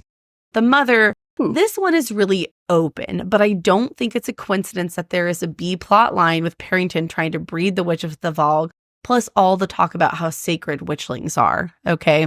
Oh, yeah. So yeah. maybe one of the 13's going to get pregnant. I don't know. We could go so many routes with that. And the crone, although she is not an ugly old woman, could be Elide, more in the sense of her ankle. She moves like a crone, like kind of an older soul. And a lot of how Elide is described is that she's more like an old soul. Yeah. And also really, truly more in the idea that she represents the dark goddess or the dark side of the moon. So all of that could be a total coincidence. I was reaching, okay. But it popped into my head and I was like, I'm going to embrace my inner Lorraine. Yay! No, I love these rabbit holes. I like all this information that you found about them. That's really interesting. I especially like the maiden part as Manon and how she symbolizes a shift or like a change, a new structure for the Black Bakes or the witches in general moving forward. So I am curious to see how all that plays out. But yeah, nice work. Elide is forced to agree and she ends up leaving while Astrid goes on to challenge the plan, worrying what Manon would do if she were caught and whether she had any qualms about the Duke killing Elide or using the Shadowfire on her. Astrid pieces together that Manon had staged everything and had been the one hiding in Elide's room to scare her. Manon thinks cunning. That was how she would get around the Duke. With his schemes and his weapons, she might work for his king, but she would not tolerate being left ignorant. I appreciate Astrid's questioning and concern for Elide's life, but I also think Manon's plan was kind of smart, if not also a little bit ruthless overall. Astrid asks, once you learn, what then? And Manon responds, then we continue, but I will not be led into this with a blindfold over my eyes. And I'm like, finally, you're asking all the questions. Manon's had enough. Elide struggles to sleep as she reflects on how she was going to play spy and still escape Morath. I don't think that's happening anymore, but... Yeah, I don't know why she still thinks she's going to pull this off. I'm like, girl, that ain't happening. You ain't ever leaving unless Manon takes you on the back of Abraxos. Right. Within 3 days, Elide was ready to make her move. I will say that Elide is very clever and observant. She'd diligently helped with laundry until she'd seen blue blood-stained clothes come in. She had figured she'd do her part and then vanished since she figured her heritage was just convenient to the witches. I like that as she trails the laundress to figure out where the chamber was, she thinks she would endure. She would survive when so many, nearly everyone she loved, had not. And her kingdom had not, so she would survive for them. And when she left, she would build herself a new life far away in their honor. I did feel like it was kind of bittersweet though, because on one hand, she wants to survive in honor of the people that she loves, but she also doesn't think that her former home will ever come to be again. Yeah. This thought is very similar to, I feel, what Aelin's line of thinking is. It reminds me a lot of Aelin and Heir of Fire. Suddenly, she hears a man's voice, which she recognizes as Vernon's. She overhears him say to someone else, together, we shall create wonders that will make the world tremble. And I was like, the fuck? Is Vernon planning to overthrow the Duke or something? What are you talking about? I thought it was totally weird phrasing too. The way it sounded almost is like Vernon is infected with the Valg and his Valg wants to mate with the Valg inside of Kaltain and they're going to make a little weird Valg baby. I don't know what the hell is happening there, but Vernon sucks and that conversation was frightening. And thank you, Elide. I know. The hero we needed. Yeah, seriously. But more surprising is the fact that the woman in question is Lady Kaltain, which immediately makes Elide determined to help. So she marches up the stairs loudly to alert her presence and intervene. The scene is definitely not pretty, with Lady Kaltain looking empty and in a very compromising position thanks to fucking Vernon. Elide wishes she had those iron teeth nails, as do I, but I am very proud of her for standing up to her slimy uncle because Vernon is a disgusting rat. Oh my god, he's vermin. He is really vermin. Vernon. That's my name for him. Vernon the Vermin. Yep. We get confirmation that Vernon did know about Elide's heritage when he says, I was wondering when you'd show your fangs, Elide, or should I say your iron teeth. Elide quickly leads Kaltain away, continuing with her lie to take Kaltain to Manon. Also, I have to point out scar alert here. Elide notices the scar on Kaltain's arm and notes how gruesome it looks and thinks who had done that. And this is now the third time that particular scar has been mentioned, so I'm just going to point it out here. She asked where she could take her, and despite the darkness and death and black flame, despair and rage and emptiness she saw in Kaltain's eyes, she sees a brief kernel of understanding in her eyes as well. I was wondering if that little kernel of understanding is indicative that there's still some small piece of Kaltain that can be saved. There's still a little something in her, and that's what I'm hoping. Before Kaltain vanishes, she also notes there were bruises that look like fingerprints around her other arm. And that, made me like sick because poor Kaltain. I just feel so bad for her and everything she's experienced. She's been abused, used, and experimented on, and she did not deserve that fate. She's been done real dirty so far in this series. But also, I am curious about what type of Valg is in Kaltain. Like, what level of like Valg is in there. Yeah, that's like one lingering question I have. So, Elide heads to Manon's room, and then that closes out the chapter. And I'm wondering, is she planning to give it to Kaltain or Vernon or someone else? I'm hoping she's going to like poison Vernon or something, but I doubt that's going to work out. So, I don't know. What is she planning to do with it? Hey, Lorraine, you know how you kill a rat? With poison. With poison. With poison. Oh. Ooh. Okay. Did we just create something amazing? I think we just did. We just did. Vernon gets poisoned. All right, moving on to chapter 33. Back in Rifthold, Aedion attempts to prove he was recovered with the training session with Rowan. He continues to be plagued with many thoughts, one of which is about why Ro, Evelyn, and his mother had never told him about Gabriel, and that as a half-fae, he might not know for another decade how he would age if he would outlast his queen. And honestly, what would he do? This is also a thought that has come up, I think, with Aelin in regards to Rowan as well. But if Aelin ages as a normal human, then if everyone swears the blood oath to her, what do they do if she dies in 80 years? I think when you die, the purpose is broken. Well, they won't have a purpose. Yeah, they won't have a purpose. I guess they'll just make their own path. But my understanding, and again, I don't know why I'm basing this on now that I say it, but if Maeve were to die, then they would be free from the blood oath. That's the only thing that can free them. Okay. So similar for Aelin's situation. But you're right. We absolutely have discussed this. Is Aelin immortal if she stays in her fae form?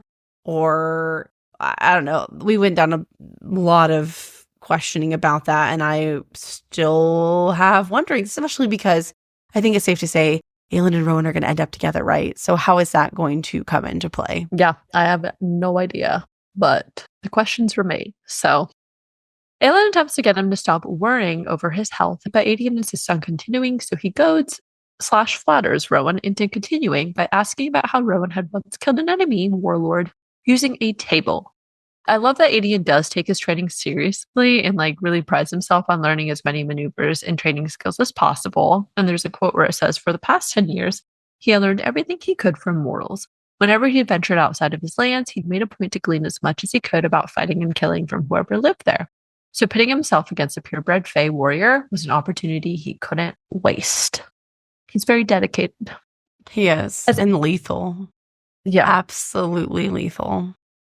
As Aelin questions this, she gives Rowan a look. And in italics, again, it says, don't kill my cousin. Please call it off. As we pointed out earlier, their mind-to-mind speak has been increasing. It could be that this is just wording for a look that is interpreted that way, but who knows? Aedion then suddenly launches into an attack against Rowan. And it says, fainting right and aiming low. He'd kill men with that move, slice them clean in half. Yeah. I think it was just so funny because I give Aedion a lot of props for his confidence, but he was so confident he could take Rowan. Oh my God. And then the same fae prince that he'd been ogling over. Yeah, fangirling, whatever. For his reputation as this super highly lethal, most powerful fae warrior or whatever. Oh, and basically I god, could take him, and then gets his ass whipped. Oh, and he was so confident. There was not a doubt in his mind. It didn't for a second cross his mind that they wouldn't at least be approaching evenly matched, right? Maybe he didn't think he'd kick his ass, but he thought like, well, I'm the best, warrior, and then got knocked on his ass, literally.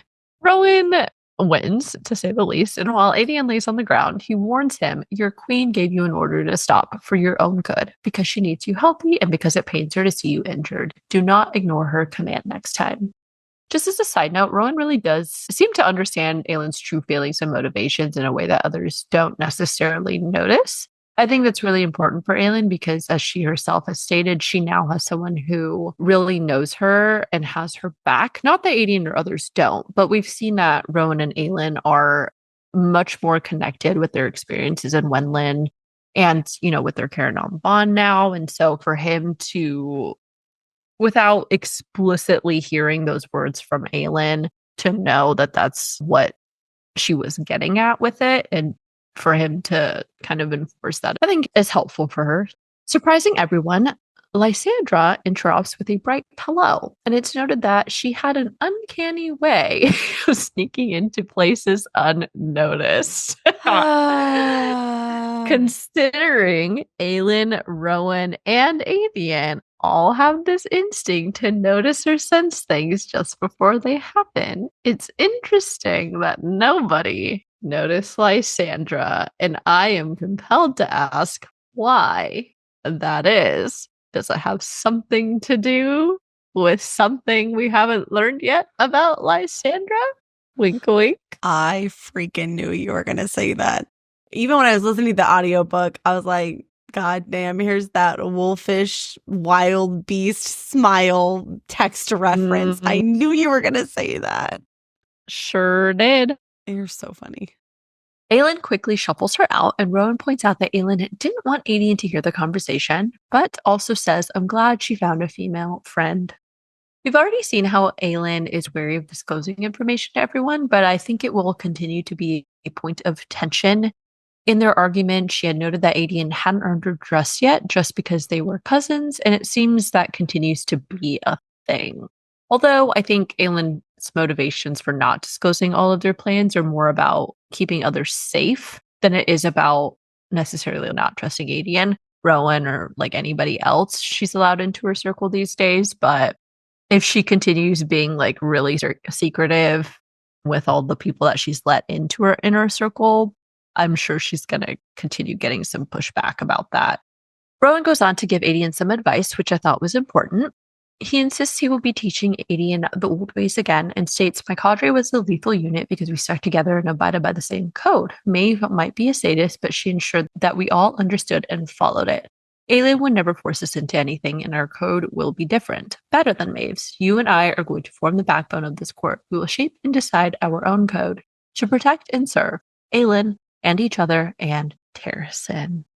And I really love that quote. Everyone has been saying that Aelin is the future, representing something new and different and honorable, but it's equally important that she is surrounded by a court and supporters who see that vision as well. I think Rowan sees that, as I'm sure Aedion does too, especially because Maeve seems to have made people obey her code and orders, but Aelin doesn't want to force people to follow her. She wants it to be something others choose to do on their own. And I think that distinction is really important. Yeah, I think she wants it to be something worth people wanting to follow, right? Mm-hmm. Not just like, oh, it's by choice because all the other options suck. She wants it to be good. Right. And right, yeah. I mentioned this earlier in the episode, but I think this ideology for Aelin's court will continue to be talked about throughout the rest of the series. In reality, this was vaguely discussed in Calm with Nehemia and the old ways of Terrasen, and a little bit Chaol. Specifically think about when she takes him to his birthday dinner and she's thinking about he's the kind of man that court's only dreamed of and all that, right? Yes, so yeah. I think those seeds of that have been planted throughout the series about how Terrasen was most honorable and loyal, and that's ultimately what Aelin is trying to restore. Aelin and Lysandra head up to her apartment while Lysandra muses about Rowan's spectacular build. More seriously, Lysandra has brought clothes for Rowan, as informed by Nesrin, and she also had news about Arabin. Arobin, it seems, had received a report that indicated 2 prison wagons were heading south to Morath, and these were full of people that had gone missing. Arobin was aware that former magic wielders were being targeted, and he had actually been tracking which people disappear. There's a quote that says, he's looking into all his clients' lineages now, no matter how the families tried to conceal their histories, to see if he can use anything to his advantage. It's something to consider when dealing with him. This is very concerning. Arobin already has a word key and has been wanting to learn about the Valg guards and now magic wielders, apparently. Seems like Arobin could very easily be trying to do what the king is doing himself. And that does not make me feel good. It does seem more and more like that as we continue. And I just gotta say, this information, like, goddamn, I just really want to know what the fuck is going on in Morath. It's really starting to become like a pressing question for me. Like, what is going on? I need Detective Elide and Manon to get on it. Yeah, it really feels like Morath is more of the home base for all of the things than anywhere else, you know? It does seem like that. Yeah, I agree. Lysandra can't stay long because she has an appointment, and after some questioning from Aelin, we learn that Clarice has been increasing her debts, claiming continued lost wages over Evangeline's lost potential income. Despicable. Aelin, oh my gosh, I freaking hate Clarice. Add her to the baddie bad list. Damn it, you're right. God, the list is getting so long. Aelin offers to dig a grave for Clarice, but Lysandra refuses, stating, not yet, not now. I can't wait until the day that this happens.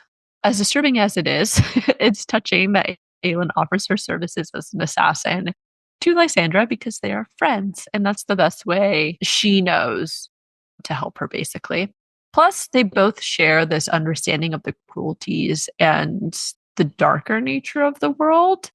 And as we've seen, Lysandra doesn't shy away from this darker side of Aelin. I've wondered about this before, why Aelin didn't kill Clarice or offer that sooner, or why Lysandra hasn't, or why nobody has. Like, why has nobody killed Arobin or Clarice? Not just Aelin, but like literally anyone, any other courtesan, any other assassin. Like, why? But regardless, I have a feeling if/when Arobin is unalived, Clarice will not be long for this world either. I think they're little peas in a pod. They go together. I think so too. Later on, Aelin meets with Chaol, where she asks him about maps of the castle. It's clear Chaol is both uneasy and maybe just a little jelly about Rowan's presence, noting that Aelin had forgotten to mention that the prince was so handsome. But of course, this is also mixed with Chaol's angry, sad boy side as well, when he thinks a handsome Fae prince whom she'd spent months living and training with, while Chaol's own life fell apart while people died because of her actions. And I mean,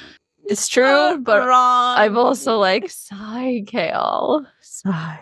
I also like that he's like, and she failed to mention how hot he was. Like, what did he want her to do? Oh, by the way, I was with a Fae prince and he was hot as fuck. I just wanted you to know that. You know what I mean? Like, what?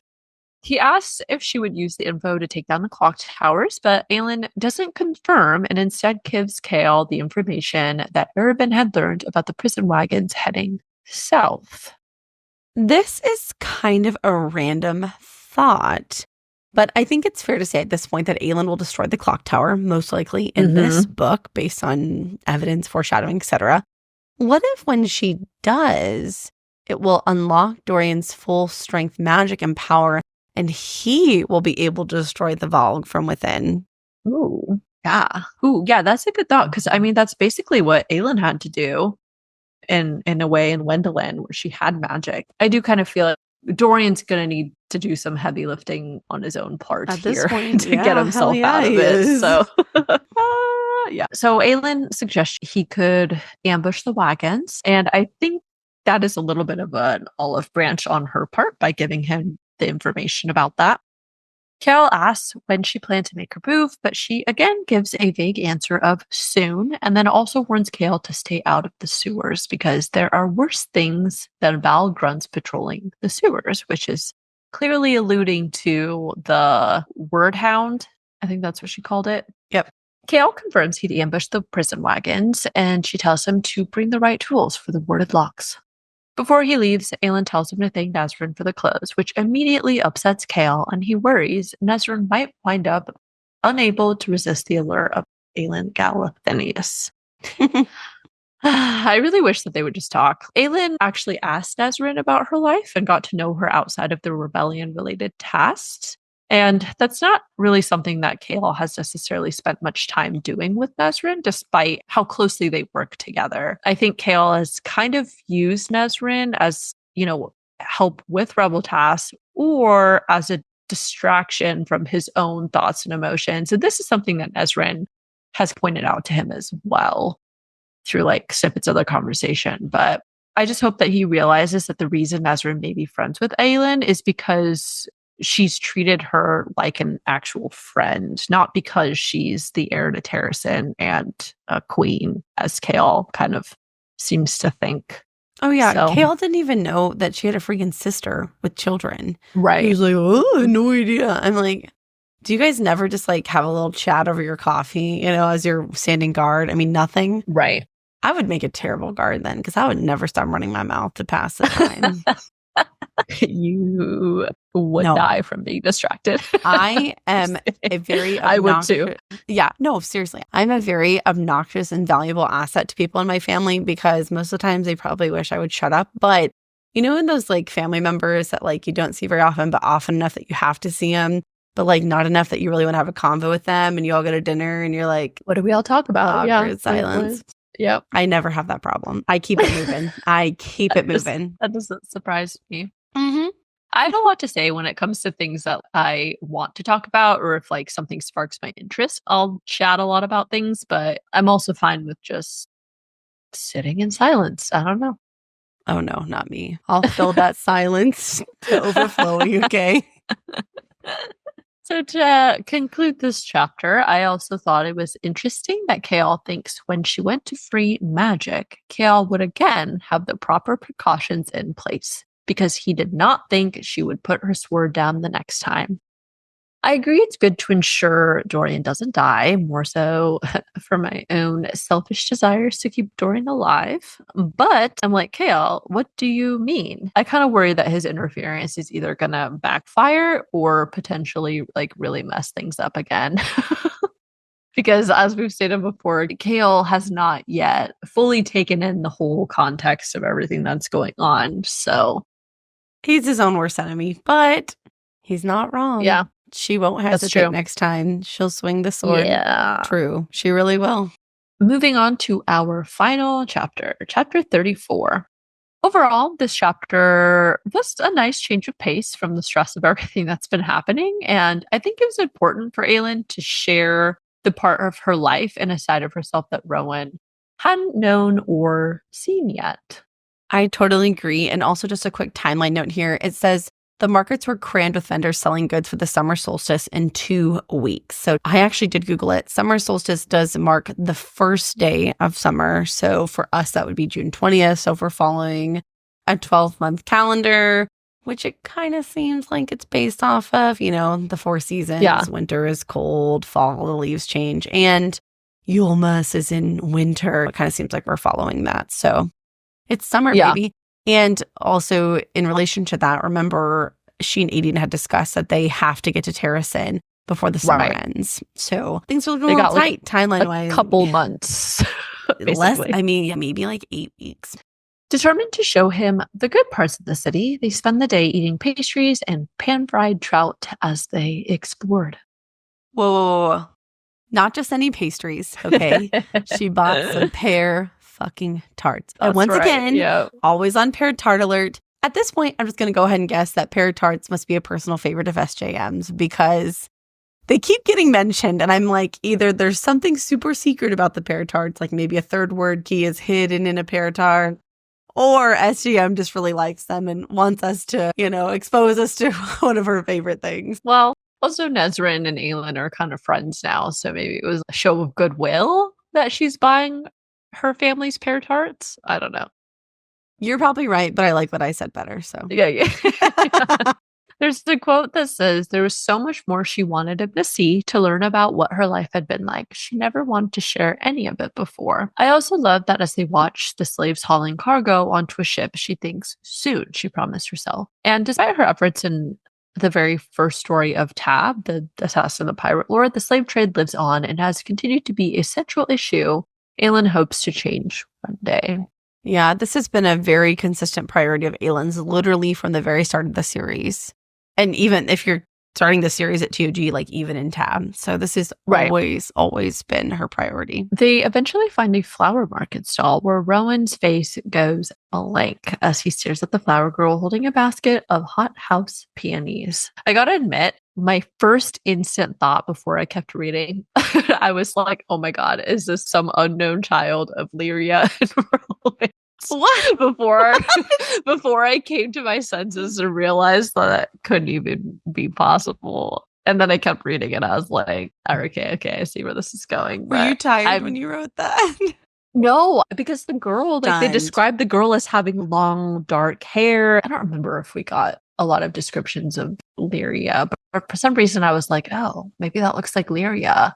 Who knows? I don't know. I don't know why I thought that, but that's what popped into my head. So Aelin instantly realizes her mistake in bringing Rowan to the markets, but this leads to an exchange of truce between them when Rowan says, I didn't deserve her, and Aelin responds, I didn't deserve Sam. She decides she wanted to show him something that has always been special to her, which was Rifthold's Royal Theatre.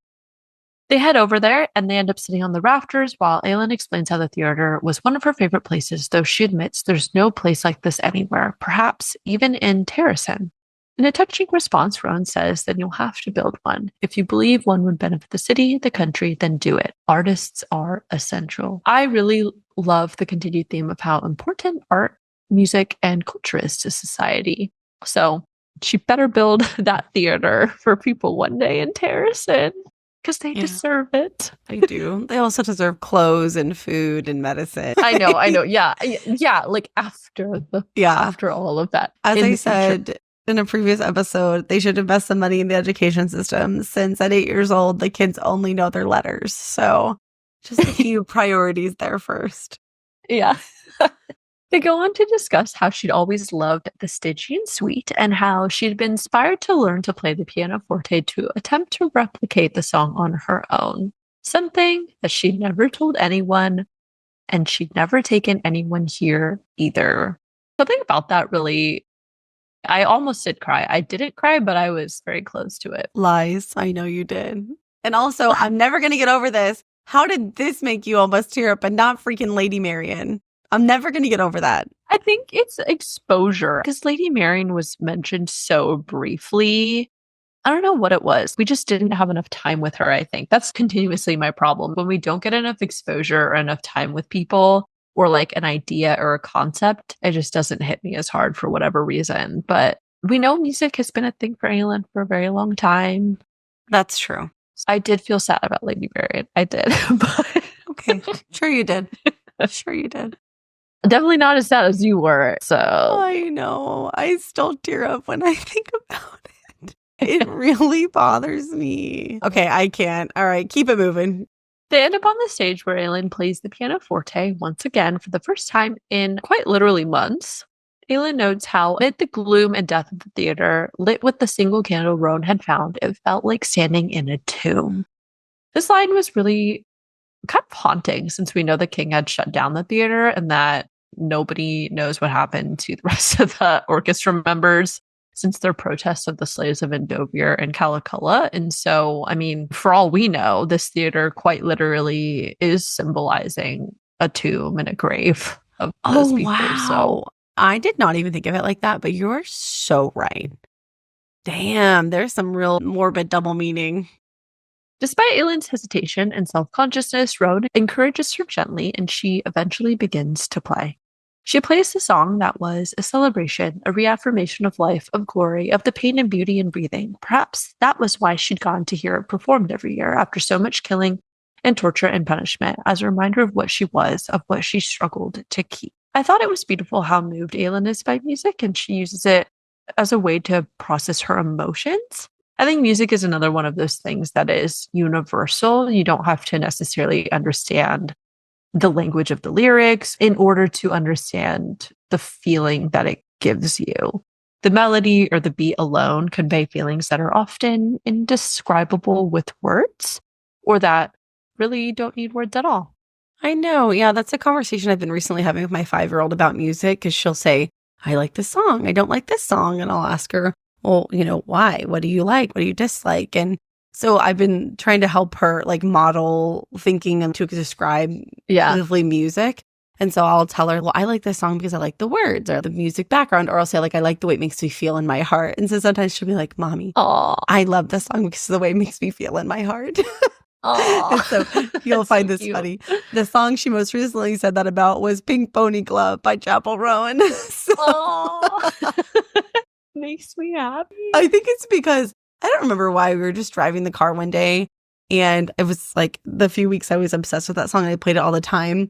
And so my oldest daughter was singing it. And so I started joking with her. I was like, hey, this is Mommy's song, so no singing aloud. And of course, they could read the room. And so they would both start singing it. And so then they're like, Mommy, let's play Pink Pony Club game.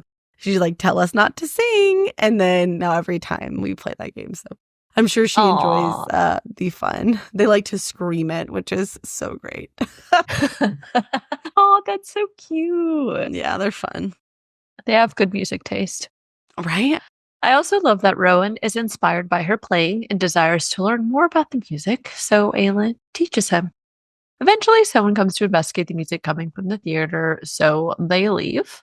And yet again, Aelin makes another stop at the bank and exits with a bag of gold coins. This prompts questioning from Rowan about how they plan to fund everything later on, but Aelin assures him she'd take care of it, though she refuses to disclose her plans to Rowan at this time. I, too, am incredibly curious about her long-term plans for money and for Terrasen, but I know Addison has an idea. That's right. Y'all already know my big idea from last episode. I won't rehash it here. So if you don't know what I'm talking about, go back and listen to the last episode. But I just know it has to do with Arabin and his money. Yep. All right. And that concludes our analysis, everybody. So now we just have our favorite moments to share. So my first two ones, these were short and funny. You become a tyrant princess. And then the second one is from Aelin, and she tells Rowan, you're a real charmer. You know that? On the trend of being funny, I'll go with my funny one instead of my heartfelt one. I like when Aelin thinks, fantastic. Arabin, Lorcan, the king, the Valg, the key, Dorian. She had half a mind to stuff her face with every remaining morsel of food in the kitchen. And I was like, if that is not the most realistic thing to relate to. I'm stressed. What's in the kitchen? I need a treat. I need a sweet treat. No, literally, my husband was like, are you hungry? I'm like, no. And then we'll start talking about something stressful. And I'm like, I'm going to go get a snack. And he's like, you just said you weren't hungry. I'm like, well, you stressed me out. So time to munch. Yeah, pretty much. My last few were a little more serious, but my next one was not a monster, not for what she'd done, not for her power, not when Rowan was there. She thanked the gods every damn day for the small mercy of giving her a friend who was her match, her equal, and who would never look at her with horror in his eyes. Oh, that is nice. It's nice that she has that. I know. I also liked when Elide is thinking about her plan and she thinks she would endure. She had survived when so many, nearly everyone she'd loved had not, when her kingdom had not. So she would survive for them. And when she left, she would build herself a new life far away in their honor. I know that shit gets me. All that Aelin shit like that in Hoff, I was like, it gets me. It really does. Crying big fat tears. So then my next two favorite moments, the first of those two was, you and I are going to form the backbone of this court. We will shape and decide our own code to protect and serve Aelin and each other and Terrasen. I love Rowan and Aedion together as like a little pair that's going to lead the way for Aelin's new court. So once they can get past the alpha female bullshit, I think they're going to be a great team. I think so too. And then my last one was this piece. This piece was a celebration, a reaffirmation of life, of glory, of the pain and beauty in breathing. Perhaps that was why she'd gone to hear it performed every year after so much killing and torture and punishment, as a reminder of what she was, of what she struggled to keep. Yes, very similarly, we know that Aelin is very emotionally impacted by music, but I thought it was really special that Rowan was also. I think it speaks to this connection that he and Aelin have, and that she is slowly bringing him back to life to appreciate the beauty of the world. I knew you'd like that. I knew your sappy ass would be like, I knew you'd love that. I did that just for was you. So insightful. I love it. Get out of here. Oh my God. All right. So that now officially concludes our episode. Thank you all for joining us for another episode of the Book Dumb Fancy podcast. As always, we are so glad that you found us. So please leave us a review, subscribe to the podcast, and check out our social media pages to keep up with us on a daily basis. That's all we've got for you guys today. So stay nerdy. And remember, you can't be punished for crimes you commit in your head. We'll catch you all next week for Queen of Shadows episode 6. Bye. Bye. And stay tuned for some bloopers. I will not yawn. I will not yawn. I will not yawn. I will not yawn. Okay. Aedion. Who was fine with Aelin giving him back. Oh my gosh. Before you listen to this episode, there are multiple. Oops, sorry. I was trying to make sure I was in the right place. Yes, I Okay, I was like, and then I was like, wait, was I supposed to say something? No. Somehow I missed some words, dare I say. I don't know what I was going to say, but... It gets in Aelin's room and I was kicking my... little... I have no idea what you're trying to say there. I don't know it's either, a little but anyway. Steamy in Maybe Aelin's steamy? bathroom. Yeah. Yes, okay, that's probably what I would let's try say. that. So, yeah. But also, I wonder, what was I going to say? I had my note about it later and I can't remember. Were you going to say that maybe the mating bond is getting ready to snap into place? Is that what you're going to say? So she snaps, just get in bed and heads to the shower. The show. Show. Heads to the show. Ooh. Wait, heads to the shower. No, heads to show him just how improper she could be. That's what it was. And if everyone swears the blood oath to her, what do they die? What do they die? What do they do? That's all we've got for you guys today. So stay nerdy and remember. Oh, oops. How dare you? I was like on autopilot reading.